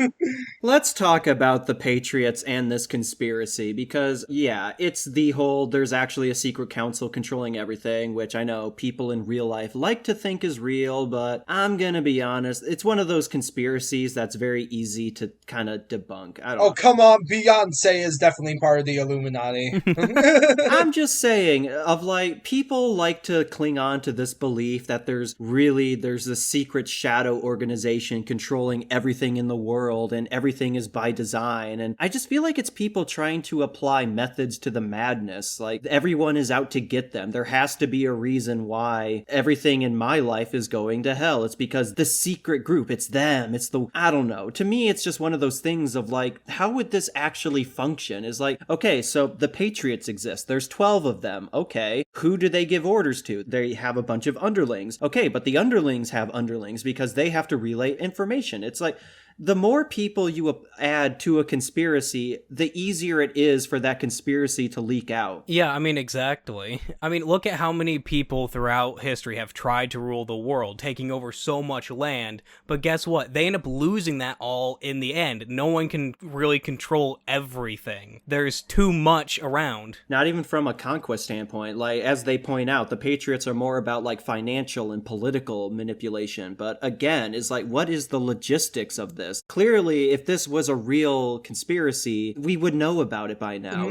Actually... Well, I'm just saying, is like, yes, I know, in the context of the game, this is a game, it's fictional and all that. I'm just saying, in real life, there are people that believe in something like this. This is the whole Illuminati thing. And I just don't buy it. I just don't see how something like this could work out. Like, where does this begin and end is what I'm saying. Yeah, and how do you keep it from getting out? I mean, like, so many secret organizations throughout history have been easily, like, gotten rid of because the information gets out. Someone leaks it, and then there you go. And with a worldwide thing, and like you said, having so many people there, someone's gonna talk. There's gonna be a bunch of information leaked. It's going to happen. People love gossip. So, have you guys ever watched Inside Job? Yeah. I love that show. And I'm so sad it got canceled. I'm upset that it's canceled. I know. Literally, this is us talking about all these conspiracy theories and stuff. That's the, like, saving grace I had for, like, Netflix or anybody who works at Netflix. If you ever hear this podcast, you better sign Inside Job or anybody, any streaming service. Please just sign Inside Job. You won't understand how many people you'll bring to your streaming service. Head of Netflix is like, well, guys, you heard this random guy on some podcast. We gotta bring back the Inside Job. I'll be very upset. I'll stomp my feet. I'll hold my breath. We can't deal with these angry emails. I will drink a whole glass of water if it's not renewed. Oh my god, you wouldn't. You don't want me to dilute my gamer fuel, do you? I guess bottom line is, I feel like people cling to this conspiracy theory because they don't want to accept the fact that shit just happens. Yeah. That's literally what it comes down to, is that shit happens. There's not always going to be a rhyme or reason for it. Life just sucks sometimes. Yeah. Anyway, then we're introduced to Otacon's younger sister, Emma Emmerich. Hey, let's look at Emma, everybody, voiced by Jennifer Hale. That's pretty cool. Yay! Also, when I first saw Emma, I thought she was a child. Yeah, me too. I thought she was like 16, 17. I'm just like, why is there this schoolgirl on the ship? So, doing the math, I think she's 18, because in the prologue on the tanker, Otacon says he hasn't seen her in 10 years, and she was 6 years old, so that would make her 16. And now on Big Shell, it's 2 years after that, so that would make her 18. So she is 18, and I'm like... How's she mixed up in all this at that age? That's what I'm saying, is she's 18. She's like fresh out of high school, and she's like a really high-ranking, trusted scientist programmer on one of the government's most top secret projects. Yeah. You know, she said that she joined the group just to get back at Otacon. So you know what? She had an agenda. You know, and what's also funny to, like, think about, too, is not just the fact that she's young and has all this, it's the fact that she just turned 18 that year, essentially, and she's already this far into it. It's not just being part of it, it's being this far into it suddenly. It's like, this takes years to get that far. Yeah, I mean, props to her, you know, she's very, I think it's very much speaks to her technical and intellectual prowess that she's been able to make it this far at so young an age, so good for her. It's just, I don't know, it just feels like she's a bit too young. It's one of those suspension of disbelief things. I'm like, maybe if she was several years older, I would buy it a bit more, but alright, look, if I can't suspend my disbelief in my Metal Gear Solid game where you have a cyborg ninja, a vampire, and a fat man on rollerblades, then I don't buy it. The fact that this 18-year-old girl is somehow a trusted member of the United States government, I don't believe it. Not for 1 second. That's pushing it too far. Well, guess what? Bob's your uncle, and it happened. Too bad. Yeah. Look. She is a certified genius, just like her family members. Get used to it, all right? Mm-hmm. Anyway, but yeah, Emma, you know, she is a nice character. She's afraid of water because she almost drowned when she was a kid. That's the whole thing. Another exponential, yeah. She has a pet parrot, which... that parrot makes me sad in the end. Yeah. Okay, no, let's talk about something. So, that parrot's kind of creepy. I'm just coming out there to say it because, like, it's not the design of the parrot, it's just the things that it says, and at the time that it says it. Hal, I miss you. Yeah. Top of the locker. Yeah, like, can you imagine how... That made me more sad than anything. It's because of, like, when it starts saying that is at a point where it's like, it makes sense and it's sad. Well, yeah, it's sad, but you realize how fucking tormented Otacon is right now? What that does to his psyche? That probably just broke it right there. It does. He breaks down crying. I mean, it does. Like, he literally collapses after going through a door. I know, and it's just like, well, what the fuck? Why would you teach your parrot that? Well, you don't always teach a parrot that. It will just pick it up at points, too. I don't know. So, Emma, after you escort her through the water, you have to then play Sniper Buddy with her, where she walks across the bridge, and you have to shoot all the landmines, all the guards, all the Cypher drones out of the way. And this is really cool segment right here, where it's an escort mission from a sniping position. I don't like these type of missions. Yeah, it's interesting, but, like... I don't know, it can be kind of tedious if you don't look in the right direction. I mean, there was a point where I thought I had cleared the way for her, but then a whole bunch of guards just showed up out of nowhere, and I'm like, God damn it. Exactly, it's that type of stuff that really pushes me away from that sort of missions. Like, having one in there, I mean, it's not going to kill the game. I think it's definitely good for a change of pace, in terms of always sneaking around kind of thing. Well, yeah, and there are plenty of people who are going to like missions like that. My personal take on just any kind of, like, escort type thing, or trying to, like, mission in that type of style, I just never really did care for them. Oh yeah, I just remembered, we forgot to bring this up with President Johnson, but when Raiden first meets him, Johnson just grabs Raiden's dick. Yeah. Yeah, he just straight up and grabs it. And he's like, oh, you're a guy? That's kind of, essay. Yeah, that was a thing.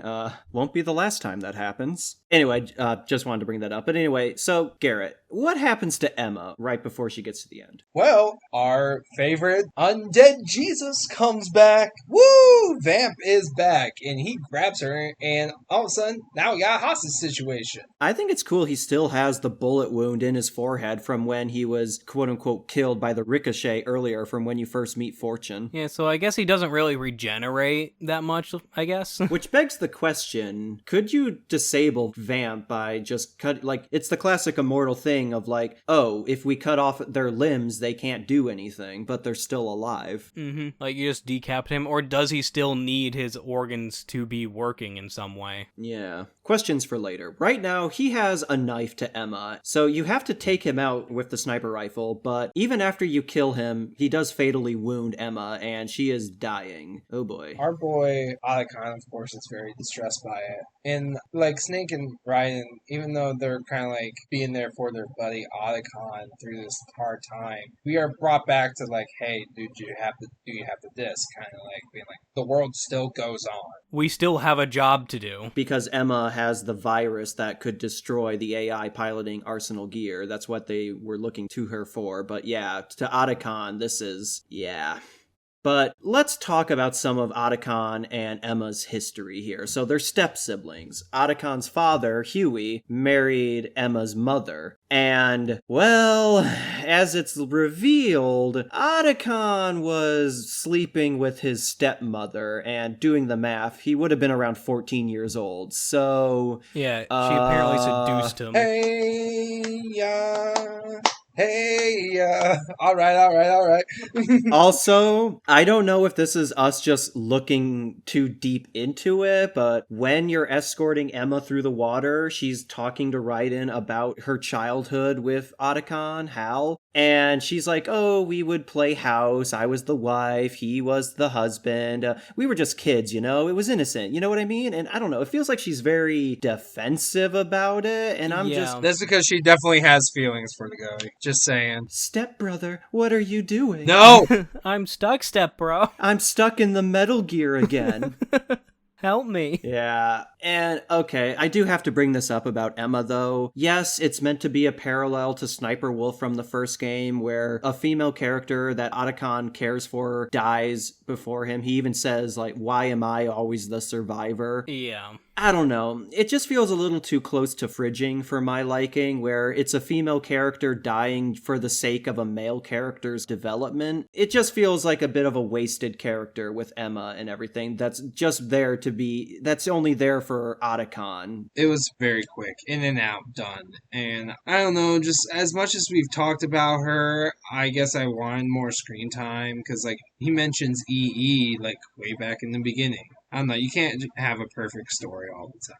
It'd be nice if they could have at least patched things up better first, too. I guess. The last thing she asks to Hal is, call me Emma, and he doesn't even really give her that. The last words he says to her while she's alive is, what's wrong with EE? Yeah. And then, of course, there's everything with the parrot that's repeating what she said and how she missed and loved Otacon, and he just collapses crying. Yeah, it doesn't help. I mean, don't get me wrong, it is well handled for what it is. It is very emotional. It's just at the same time, I don't know, I feel like there's just something about it that rubs me the wrong way. Maybe the incest thing didn't really help matters. Well, like, it's not incest. Yeah, it's stepmom, but also he was 14, and that is his mom for all intents and purposes. It's the child predator type thing going on. That's the problem right there. Yeah, that's the big problem. Mm-hmm. State of Florida has asked us to sing a little song to you.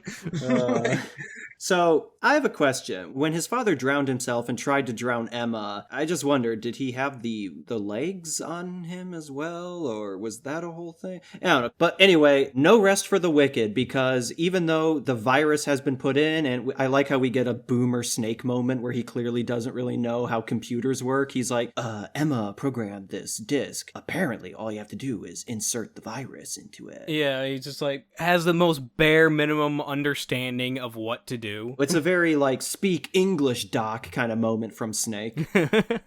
So Raiden and Snake have to go infiltrate Arsenal gear because they're not entirely sure if the virus is working, while Otacon has to climb on the helicopter and rescue the hostages. But then, did Snake just betray Raiden? Because he calls out Olga dressed in the Gray Fox outfit, and it's revealed that they're both on the same side. And Raiden is surprised by this, and Snake's like, I never said I was on your side. And then they knock Raiden unconscious. So for a moment, you're like, oh shit, was Snake actually betraying us the whole time? Yeah, and that was like a thing stuck in my head for a little bit, of course, until revealed later. But then like Raiden, right after that, he wakes up in like the facility captured by Solid Snake and wakes up there naked. Yes, that was kind of different. Like, it was kind of like some tie-up BDSM kind of thing going on there. It's like, could you at least left him with his underwear on? Yeah, why you gotta, like, make him feel embarrassed, man? It wasn't the best. And then this is also where we end up learning of Raiden's past and stuff like that, of how he was a child soldier in this, how his parents were killed a long time ago too when he was really young, and then Solid Snake became his godfather, and apparently Raiden does not remember any of this except from stuff that leaks into his dreams if his memories come back, which I would say is kind of a very cliche type thing to do, like dreams revealing forgotten memories, but I think there's also a little bit of real life psychology in that too. Mm-hmm. I will say that it just comes down to the point where, like I've been mentioning in this, it just feels so haphazard sometimes. Like, all kinds of plot holes were not really haphazard, I guess. More like mashed together so much and trying to kind of make everything make sense all at the same time. Yeah, I mean, again, it's like that also another thing, too, of, like, having your Christmas gift and it's a box within a box within a box within a box. It's like there's just constantly new things being thrown at you, and it just feels like they're constantly changing the plot points because it's just so sudden. There's not, like, anything that really leads up to it half the time. And I just kind of leave it, like, after, like, I think, like, the fourth kind of, like, sandwich flit, I just got tired of it. I was just like, okay, I'm gonna just go along with it. Like, you just give up at a point of trying to make sense out of this. Metal Gear Solid's story has always been notoriously difficult and obtuse and complex to understand, and I've always maintained the notion that not really when you play through all the games in the right order. Like, if you play through the series, you pretty much follow along pretty well. I think part of that comes from people playing the later games and not really understanding the context from the earlier games. That being said, this game in particular, this is where it gets very complex and very confusing because there's so many plot lines, so many characters, so many factions and conspiracies, and not to mention, there's a lot of information that the game is throwing at you in very short succession. So I can understand why it gets very difficult to follow along, especially when you don't have the whole bigger picture to put it into context. We're not like you, Chase. We can't. Hey, look over there. It's Naked Raiden. Yeah. And now he's gonna be saved by the same person who knocked him out, Olga. Well, hold on. Let's talk about our naked boy here, because we were talking about fan service of the female characters, but Naked Raiden, though, flipping around, cartwheels, holding his balls the whole time. Yeah, so that's quite... I found that animation to be one of the funnest things to have come out of this. It's definitely one of those that it makes the game kind of memorable. Everyone's going to remember that part. It was a really goofy moment playing through that section where you just running around naked as Raiden. Snake's just watching from a distance, Raiden punching people with one fist while also cupping his balls like, I'm unfamiliar with that particular form of CQC. Cupping your balls. Yeah. I do find it funny because, yeah, like you said, Garrett, when people think of this game, everyone loves to joke of like, oh yeah, the game where you spend half of the game naked. Yeah, it's a very memorable sequence, but I'm like, it's not that long of a sequence. It's actually a very short segment when you get down to it. Well, when something's kind of iconic, people like to over-exaggerate it to try to keep it iconic, I guess. That's how I pulled it up. Right. It's a very unique scene, that's to be sure. I just feel like over the years people have exaggerated its duration.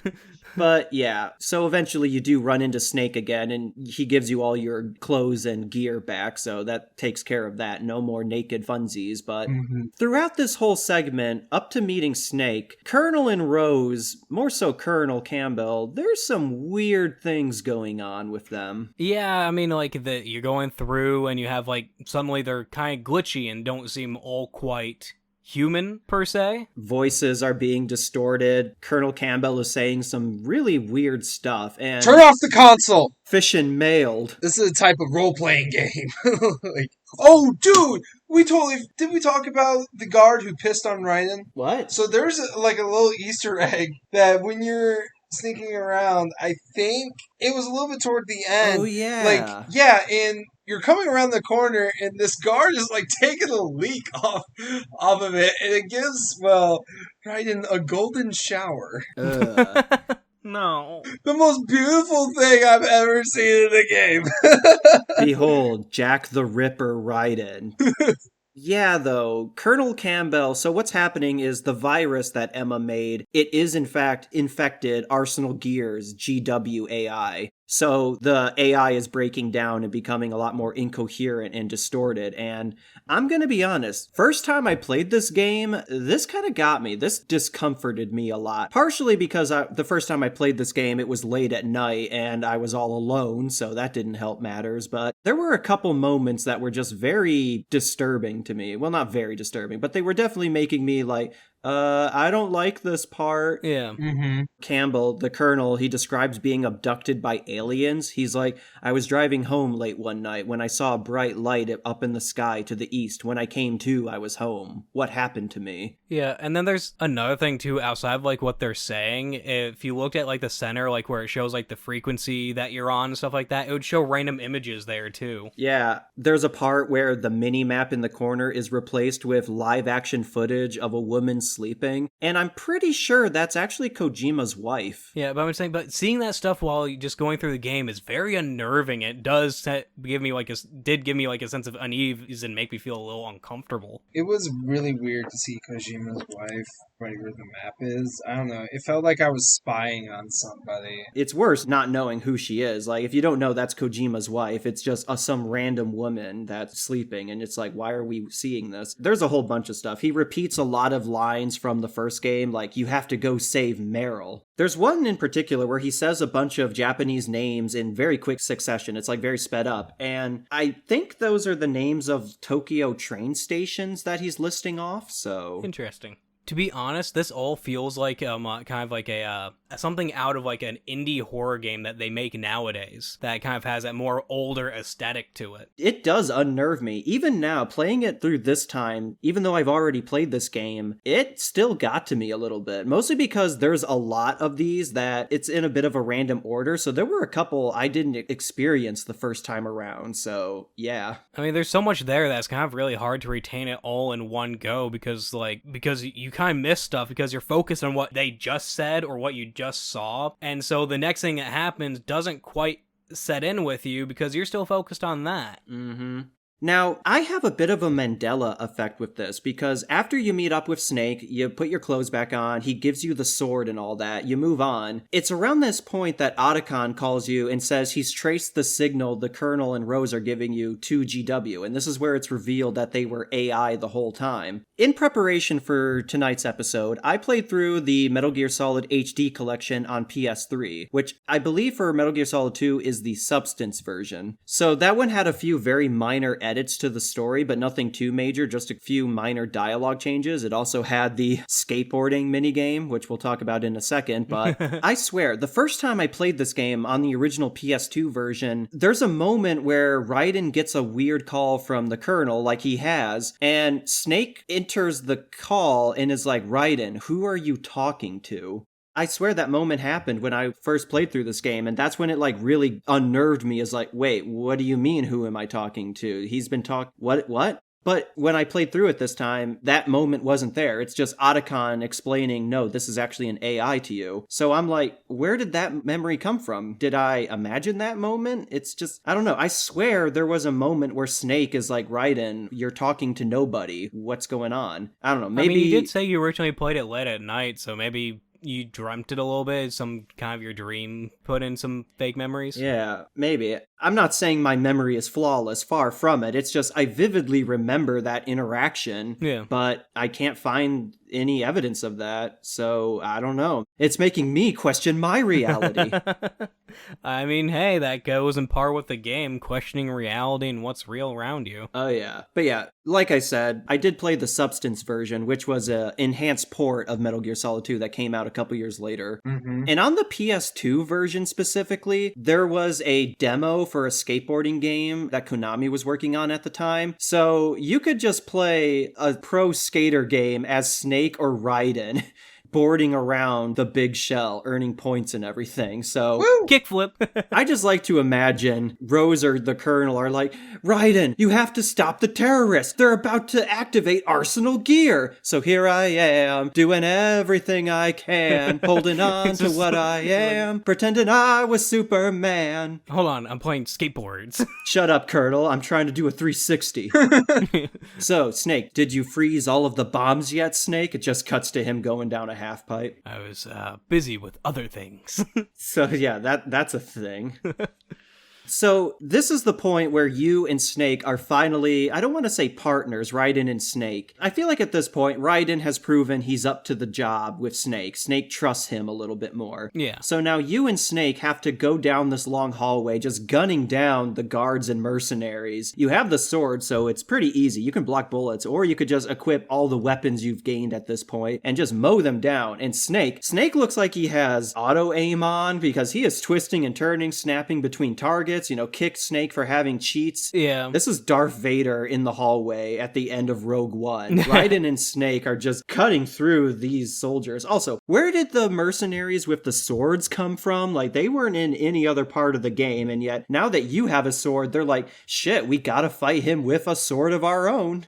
That's cool. I gotta have some of that. But also, doesn't Snake at one point, just say he's got infinite ammo? He does. So that's a reference to in Metal Gear Solid 1. There were two endings where, depending on who you rescued, either Meryl or Otacon, on your new game plus, you would have a different item. I think for Otacon, it gives you the stealth suit where you could be fully cloaked. Mm-hmm. And for Meryl, you have a headband that gives you infinite ammo. So, yeah, it's acknowledged in universe that the infinite headband, that's a real canonical thing. Snake just puts a headband on, and that just gives him infinite ammo. I know Metal Gear has always been very fragile when it comes to the fourth wall. I mean, the characters directly tell you, push the action button to do this. So the fourth wall has always been a bit weaker with Metal Gear, but it's very reminiscent of a Deadpool-like thing, too. Yeah, funny moment, and again, a nice callback to the first game if you got the Meryl ending. But that is weird, though, So I brought this up in our first episode on Metal Gear Solid. The whole alternate ending thing, depending on if you save Otacon or Meryl, doesn't really matter because both Meryl and Otacon survive. Because this game, obviously, Otacon is here. He's Snake's best buddy. He's the man in the chair for the whole thing. So it makes you think, okay, Meryl is never brought up or mentioned, so is rescuing Otacon in the first game the canon ending? But Snake also has the headband, so Meryl ending is also true. But then Meryl shows up again in Metal Gear Solid 4, so both endings are canon. Yeah, it's a retcon, I guess you could call it. So the alternate ending in that game doesn't really matter because both Otacon and Meryl survive later in the series. Oh, one thing I don't think we brought up is the fact that with all the glitchy stuff happening with the comms and the AI, it's revealed that Rose is a spy to spy on Jack. And that's how it's always been. That's why the whole purpose of the meeting. It was not by chance. And they were both lying to each other because Rose was, of course, a secret agent by the Patriots pretending to fall in love with Raiden. But I guess she did fall in love with Raiden, but then Raiden is also pretending because he suspects that something is fake and he doesn't know how to really socialize or romanticize. So he's pretending to be much more romantic than he actually is. So he's also lying about who he is and he's not explaining anything to his past. So nothing in this game is real. This game isn't real. In fact, there is no Metal Gear Solid 2. It doesn't exist. It's a whole fever dream. Wake up! It's Goat Simulator 3 all over again. Metal Gear Solid just went from 1 to 3. There is no Metal Gear Solid 2. Kojima just put this out there as a prank. Yeah, but then there's also the fact that, too, it's she's talks about how it's oh, I always wanted you to see me as a real me. I wanted to get caught. Gonna tell my kids this was Spy X Family. Oh, God. You throw in Sunny, Olga's daughter, into the mix, and there you go. Yeah. This is where Fortune shows up again, and I do like this subversion right here where you think this is going to be another boss fight, but no, Snake is like, she's after me, not you, Raiden, you go on ahead. So Raiden just leaves Snake to fight Fortune by himself, so you don't actually fight Fortune. That boss fight never happens. I know early on in the game, you do get a pseudo boss fight against Fortune, but it's more so of a survive for several minutes because you can't damage her. So there is no boss fight against Fortune because she's only targeting Snake. She doesn't care about Raiden. Poor Raiden. No one loves him. No one ever will. So then you get on top of Arsenal Gear, and you have to go through like a dozen Metal Gear Rays because Solidus sicks them on you. This isn't a boss fight per se, it's more so of like a horde fight where you have the Stinger missile and you have to just survive against all these Metal Gear Rays, blowing them up. And as soon as you blow one up, another one takes its place. Yeah, it's kind of like just like the one man versus army, but this time it's mechs. And I feel like that would get really kind of hard to kind of manage them, but it seems to be like Kojima did it, this boss fight, directed this boss fight in a way I feel that gave the player a chance. You can sustain yourself pretty well, but it is kind of funny to think the GW AI for Arsenal Gear is like, okay, I'm only ever going to send 3 Metal Gears at him at a time. No more, no less. Even though that if I sent them all, that would make so much more sense. So, after you destroy enough Metal Gear Rays, Solidus shows up, and so does Ocelot and Fortune, who has defeated Snake. Oh no, Snake. And then Ocelot finally reveals, like, the 5th conspiracy of it all, that he was a quadruple agent for the Patriots. He was never on Solidus's side. Also, everything about Fortune was faked. The whole force field and everything, they deliberately messed with her. But also Liquid Snake in his arm is once again possessing him. A whole bunch of stuff happens here. Yeah, and isn't this also where it's revealed, like, that the Patriots had, like, planned this entire thing? All this has gone as orchestrated? Well, they orchestrated the whole thing? Yeah, Ocelot calls it the S3 program, the Solid Snake Simulation, because everything in Big Shell was meant to recreate Shadow Moses to recreate Solid Snake, the perfect soldier, as he calls it. But then we later learn that S3 doesn't stand for that, actually, and there's a bunch of, actually, it doesn't mean that at this point. But to make a very, very long story short, Ocelot takes over the last Metal Gear Ray and manages to escape. Fortune dies, Snake goes after Ocelot while he tells Raiden to go after Solidus, who is still controlling Arsenal Gear, and he is steering it into downtown Manhattan. And okay, let's get this out of the way right here. This game came out very shortly after September 11th, 2001, and it involves a terrorist attack in New York. So, with something coming in and crashing from the sky. In that interview I mentioned earlier with Jeff Keighley interviewing Kojima, they did mention what effect 9/11 had on the game, and Kojima explained that there were some very last-minute changes that they had to do in light of 9/11. I think the biggest change is there was going to be an additional cutscene showing Arsenal Gear destroying the Statue of Liberty as it's steering towards Manhattan, and there was also going to be a lot more scenes of the destruction of Manhattan that was all cut for obvious reasons. Mm-hmm. There was going to be more American flags on Federal Hall, but those were also removed from the final version. So yeah, there were just a few cosmetic changes to the game in light of 9/11. Yeah, which makes sense, and also if they did leave those in, they would probably gotten a lot of flack for it, and then it would probably not have done nearly as well here in the US. It's just very unfortunate timing that this game was in production and coming out very soon after. Like, it's one of those things where there were a lot of things looking back in hindsight regarding 9/11 that are just very unfortunate to think back on. Yeah. Like in the 1998 Godzilla movie when they say, this is the worst thing to happen to New York since the World Trade Center bombing of 1993. Yeah. Oof. Or that is too much. The first Sam Raimi Spider-Man movie, one of the original trailers shows him like swinging a web, catching a helicopter in between the Twin Towers that was cut from the final version. Wasn't there also a Simpsons episode that predicted this kind of thing too? Okay, I'm not going down the whole Simpsons predicted it thing because everyone's like, okay, Simpsons predicted the Donald Trump presidency, and I'm just like, everyone forgets, in 2000, Trump briefly ran for president in the 2000 election. He dropped out after like a month or something, but that's what The Simpsons was referencing in that episode. It was when he actually became president nearly 20 years later, 16 years later. Everyone was like, oh wow, they predicted it. No, they didn't predict it. They were referencing something he did 16 years ago. He just did it again for realsies this time. He didn't say it was all just a prank this time. Just a prank, bro. Let us live our lives, you old man. Anyway, what were we talking about? Oh, right. So the final boss fight, Raiden has to defeat Solidus, and before this final boss fight begins, Arsenal Gear, it crashes into Federal Hall. This is where it's revealed, do you know what tomorrow is, April 30th? It's President's Day, liberation from the Patriots and all that. That's Solidus's ultimate plan.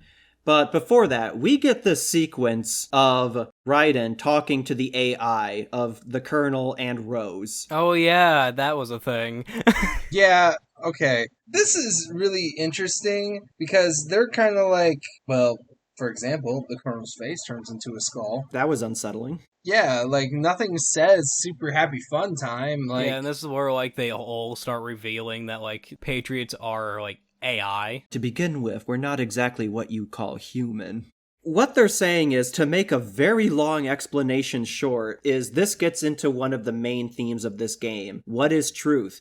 Who decides what is and isn't recorded as fact? Who are the arbiters of history? This gets into the whole argument of all art is political, because everything that has a message in it was made by a human, and that human believes a certain way. Yeah. Mm-hmm. When people say all art is political, what they mean is, who is the person making this art, and what do they believe in, and in what way does this apply to their artwork? Now, you can make the argument deaf of the author, where it doesn't matter what the author said. Look at Harry Potter, for example. J.K. Rowling is a very controversial person, to say the least. She is very transphobic. She is very... Wasn't there something about dolphins, too? There's a whole lot of shit she said that is very fucked up and bad, but deaf of the author is the principle that, well, the creator doesn't matter. You can interpret their work any way you want, because once it's out there, that belongs to the audience. The audience is interpreting it their way. I guess another way to think about it is, let's say you write a book that's anti-capitalist, for example, but when people read that, they come across with a pro-capitalist message. They say, well, this book really promotes capitalism, but you, the author, can say, that's not what I intended, but the audience can say, well, that's how I interpreted it. Yeah. That is another example of death of the author, in that you may not have been able to deliver your message very clearly or very succinctly. Like, you weren't able to get your intended message across very well, and now everyone's taking the wrong message from it. But what Metal Gear Solid 2 is bringing about is, in the internet age, the information age, there's not really curation, at least not to the extent that it used to be, where every piece of information, anyone has the capability to record something and put it out there. This game came out in 2001, very early on in the internet history, and the fact that you can apply so much of this to today, it really does show you how it's not really about prediction in the way of I can foresee the future. It's more so we look at what's currently happening and we can see where it's going. We can tell this is going to be a result. I mean, look at what's happening now on, like, social media, TikTok, YouTube. How much misinformation out there. Look at what happened in the 2016 election. People aren't really going to go look out for information. They're going to look at something that is being presented to them as a fact, and they're going to interpret it that as a fact. They're not going to fact check it. They're not going to look into who's putting it out there or background checked any of this. They're just going to repeat it later on. We've probably done that ourselves. Another thing, too, it makes me wonder, like, how the reception of this game would be if it came out today, where this stuff is at its highest point. Right. Probably be brought up and be brought into the world of actual politics. Then, of course, much more recently, there's the whole side thing about AI development and all that, but that's a whole other discussion. Yes. So there is a whole, like, if you guys aren't familiar with it, in terms of animation and art, that's kind of like the big thing, especially since recently I have actually learned there's a program that was created by somebody that literally makes South Park episodes on the spot, and they're coherent. It's just like, oh my god, we're going down the rabbit hole in terms of just basically art is going to be no soul, just more business, even though it's always been kind of a businessy thing. It's going to turn more into business, like just rack out stuff.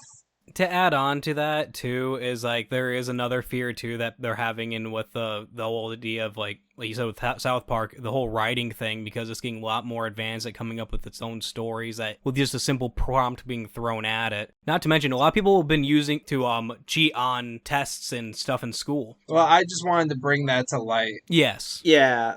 But regarding information in the curation, though, it is true that, well, what is being recorded and should it be recorded? Should information be censored? Should it be curated? Or should it be allowed to spread freely? Because on one hand, information should be allowed to spread. You know, there's the whole freedom of speech and all that. But on the other hand, look what that has resulted in. That has resulted in hate speech. That has resulted in conspiracy theories. Tangent.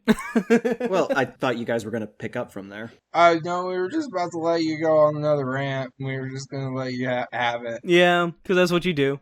Oh. Like, that's what I thought was going to happen, but it didn't happen. So you disappointed me, Chase. I just feel like this game is just so it's happened before and it will continue to happen. Who decides what is fact? Do we, the individual, decide what is fact? Because we can cut ourselves off from the rest of the world and only let in facts that we agree with. We don't like this information because it contradicts us. It makes us look like fools, so we ignore it. Or do we fully embrace it? Is ignorance truly bliss? I'm not one to say. You can really only apply it to yourself, and this is such a very deep rabbit hole to go down to, and I'm not sure if I'm really qualified to say it. I fully believe in challenging your own beliefs and trying to create more understanding. I'm not saying you should cut yourself off from new ideas. I very much believe new ideas are good. We need progress. We need interactions. We need to introduce new ideas into our lives because variety is the spice of life. Too many people close themselves off from the world. They don't want to acknowledge things that make them uncomfortable or contradict their own firmly held beliefs. It really does resonate with the modern era when we are living in a time when all of these things that the game warned us about have happened. And to be honest, we're just repeating history. We're going around the circle. Everything's a circle. Everything's the same. I mean, if you look at stuff from a long time ago to what we're experiencing now, it is the same. It, like you said, it is a circle. Things don't truly change, just the times and the people in it. We end up still dealing with the same type of issues, just in a different way. Anyway, so we have to fight Solidus now. Yay! Yeah. Murder. So this fight was interesting.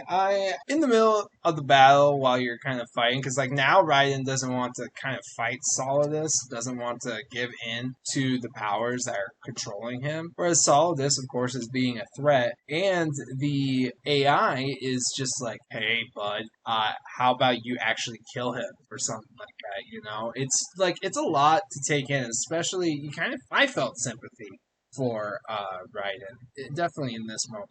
He's being forced to fight Solidus because Solidus is trying to kill him to get information on the Patriots. He also reveals that he did kill Raiden's parents, too. Yeah, which did strike me as a bit kind of, not necessarily out of left field, but it did strike me as a very you ever dance with the devil in the pale moonlight kind of moment. Yeah, I mean, it's just, it was still kind of just out of nowhere because there was no reason for it to begin with, and he just suddenly throws in this information. I guess I always felt it was kind of implied, like, oh, you mean in the middle of this civil war, this American politician who is clearly profiting from this, he was responsible for my parents' death? Oh no. Yeah. Anyway, you eventually do kill Solidus. He collapses down in front of the statue of George Washington, and the ending gets weird. We are getting... Okay, so it cuts to Raiden and Snake in the middle of the street in front of Federal Hall. There's police, going over the crime scene of Solidus's corpse.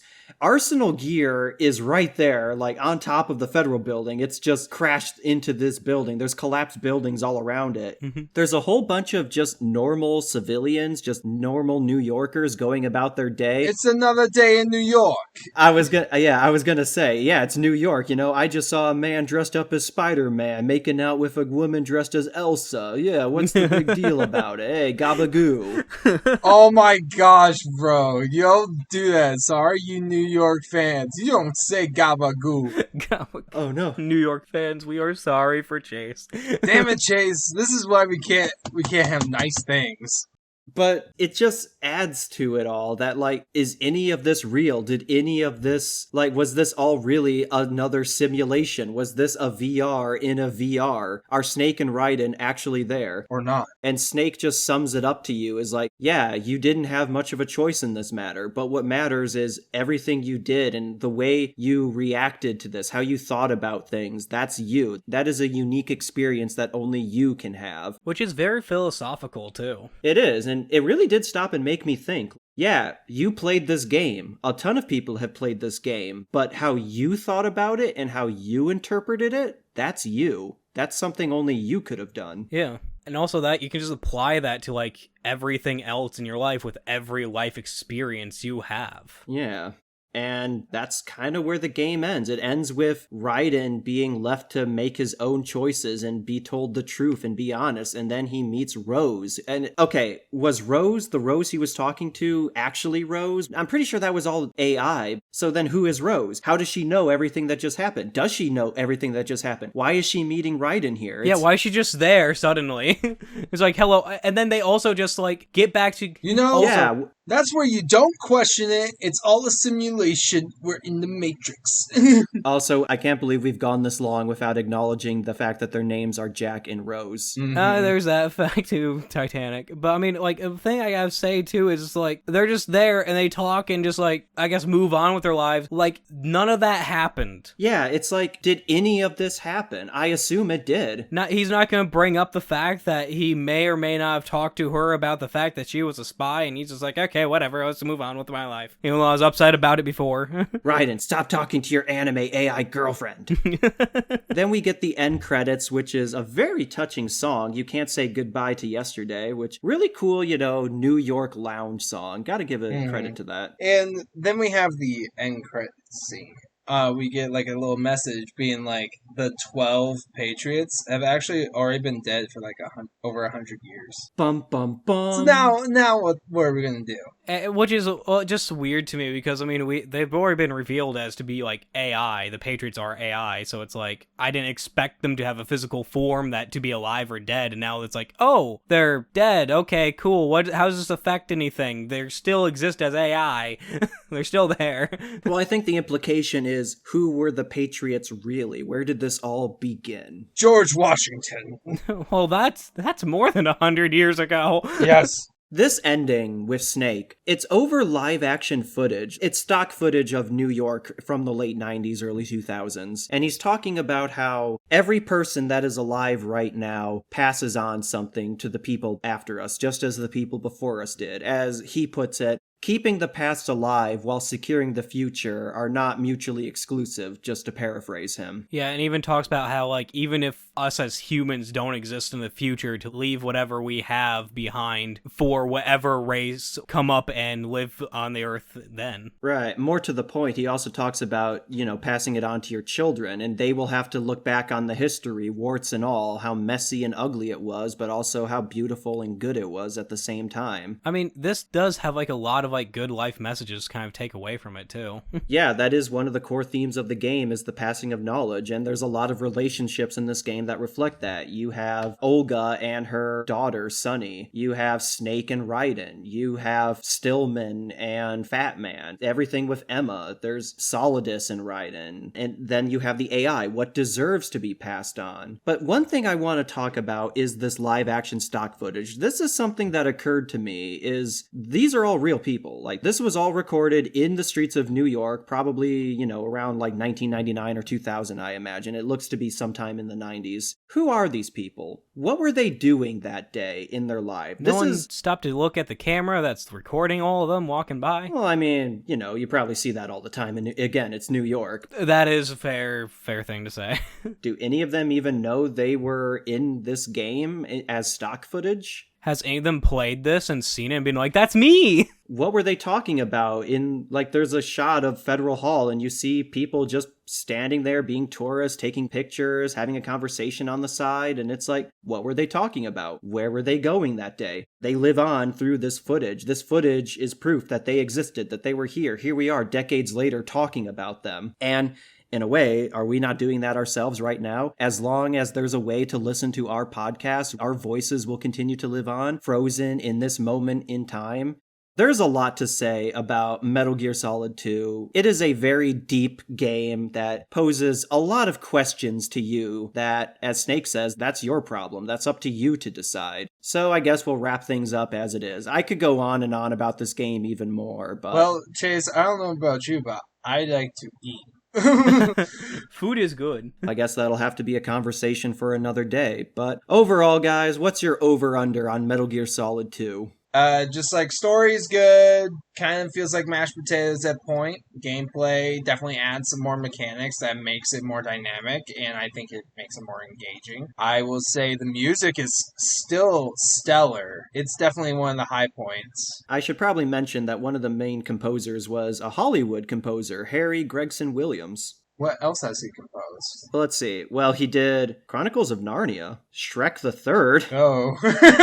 Oh, he also did music for Call of Duty, Modern Warfare. Oh, interesting. Like the newer one or the one that came out in early 2000s? The 2000 ones, 2007. Well, yeah, Kojima specifically requested him to do the music for this. That would be an honor, though. It's like it just shows like how much of renown you've gained. So it has to be really humbling, being like, oh wow, people are requesting me. He was interviewed about how he took this on, and I think he said Kojima just mailed him like a mixtape of his songs out of the blue. Yeah. And he's like, he just opened his mail one day, and it was like, I don't know where it came from, but damn, they know my work. I'm watching you.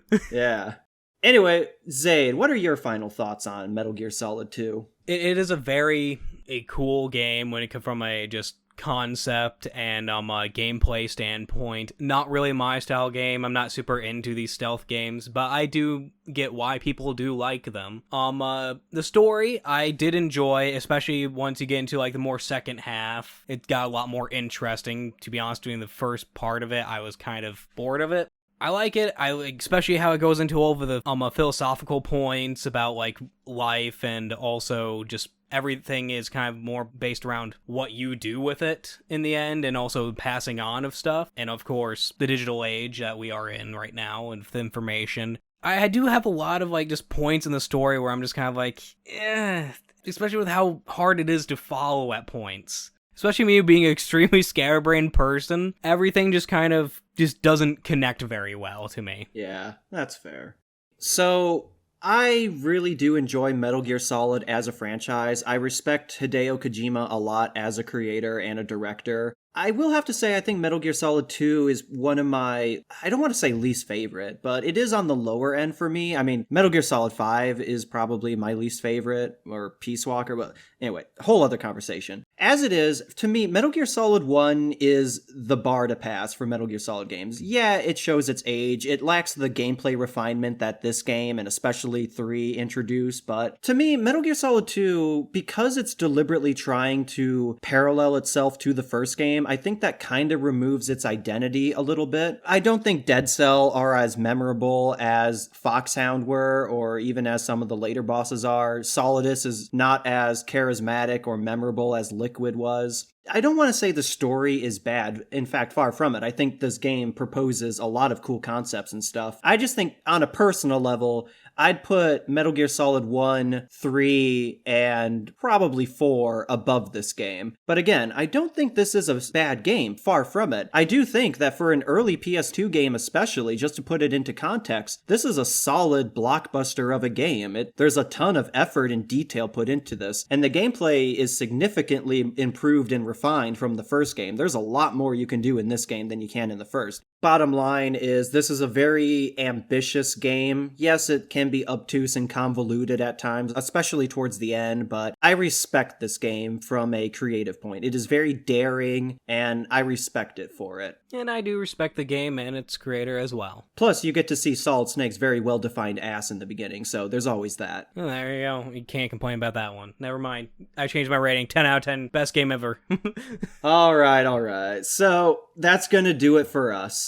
If you want to get into contact with us or send us any direct feedback, you can email us at backwardscompatiblepod@gmail.com, or you can leave us a review on your podcast listening platform of choice. We wanted to say to you guys, we thank you for listening to us. It really is kind of like a big help to us to know that our work is going to somebody who just wants to either pass the time or we just get on some random person's TV and we just keep on running. Like, they're like, what the hell are we listening to? But other than that, In the meantime, we'll see you guys next time. Mission complete. In the future, entertainment will be randomly generated. Randomly generated? Randomly generated.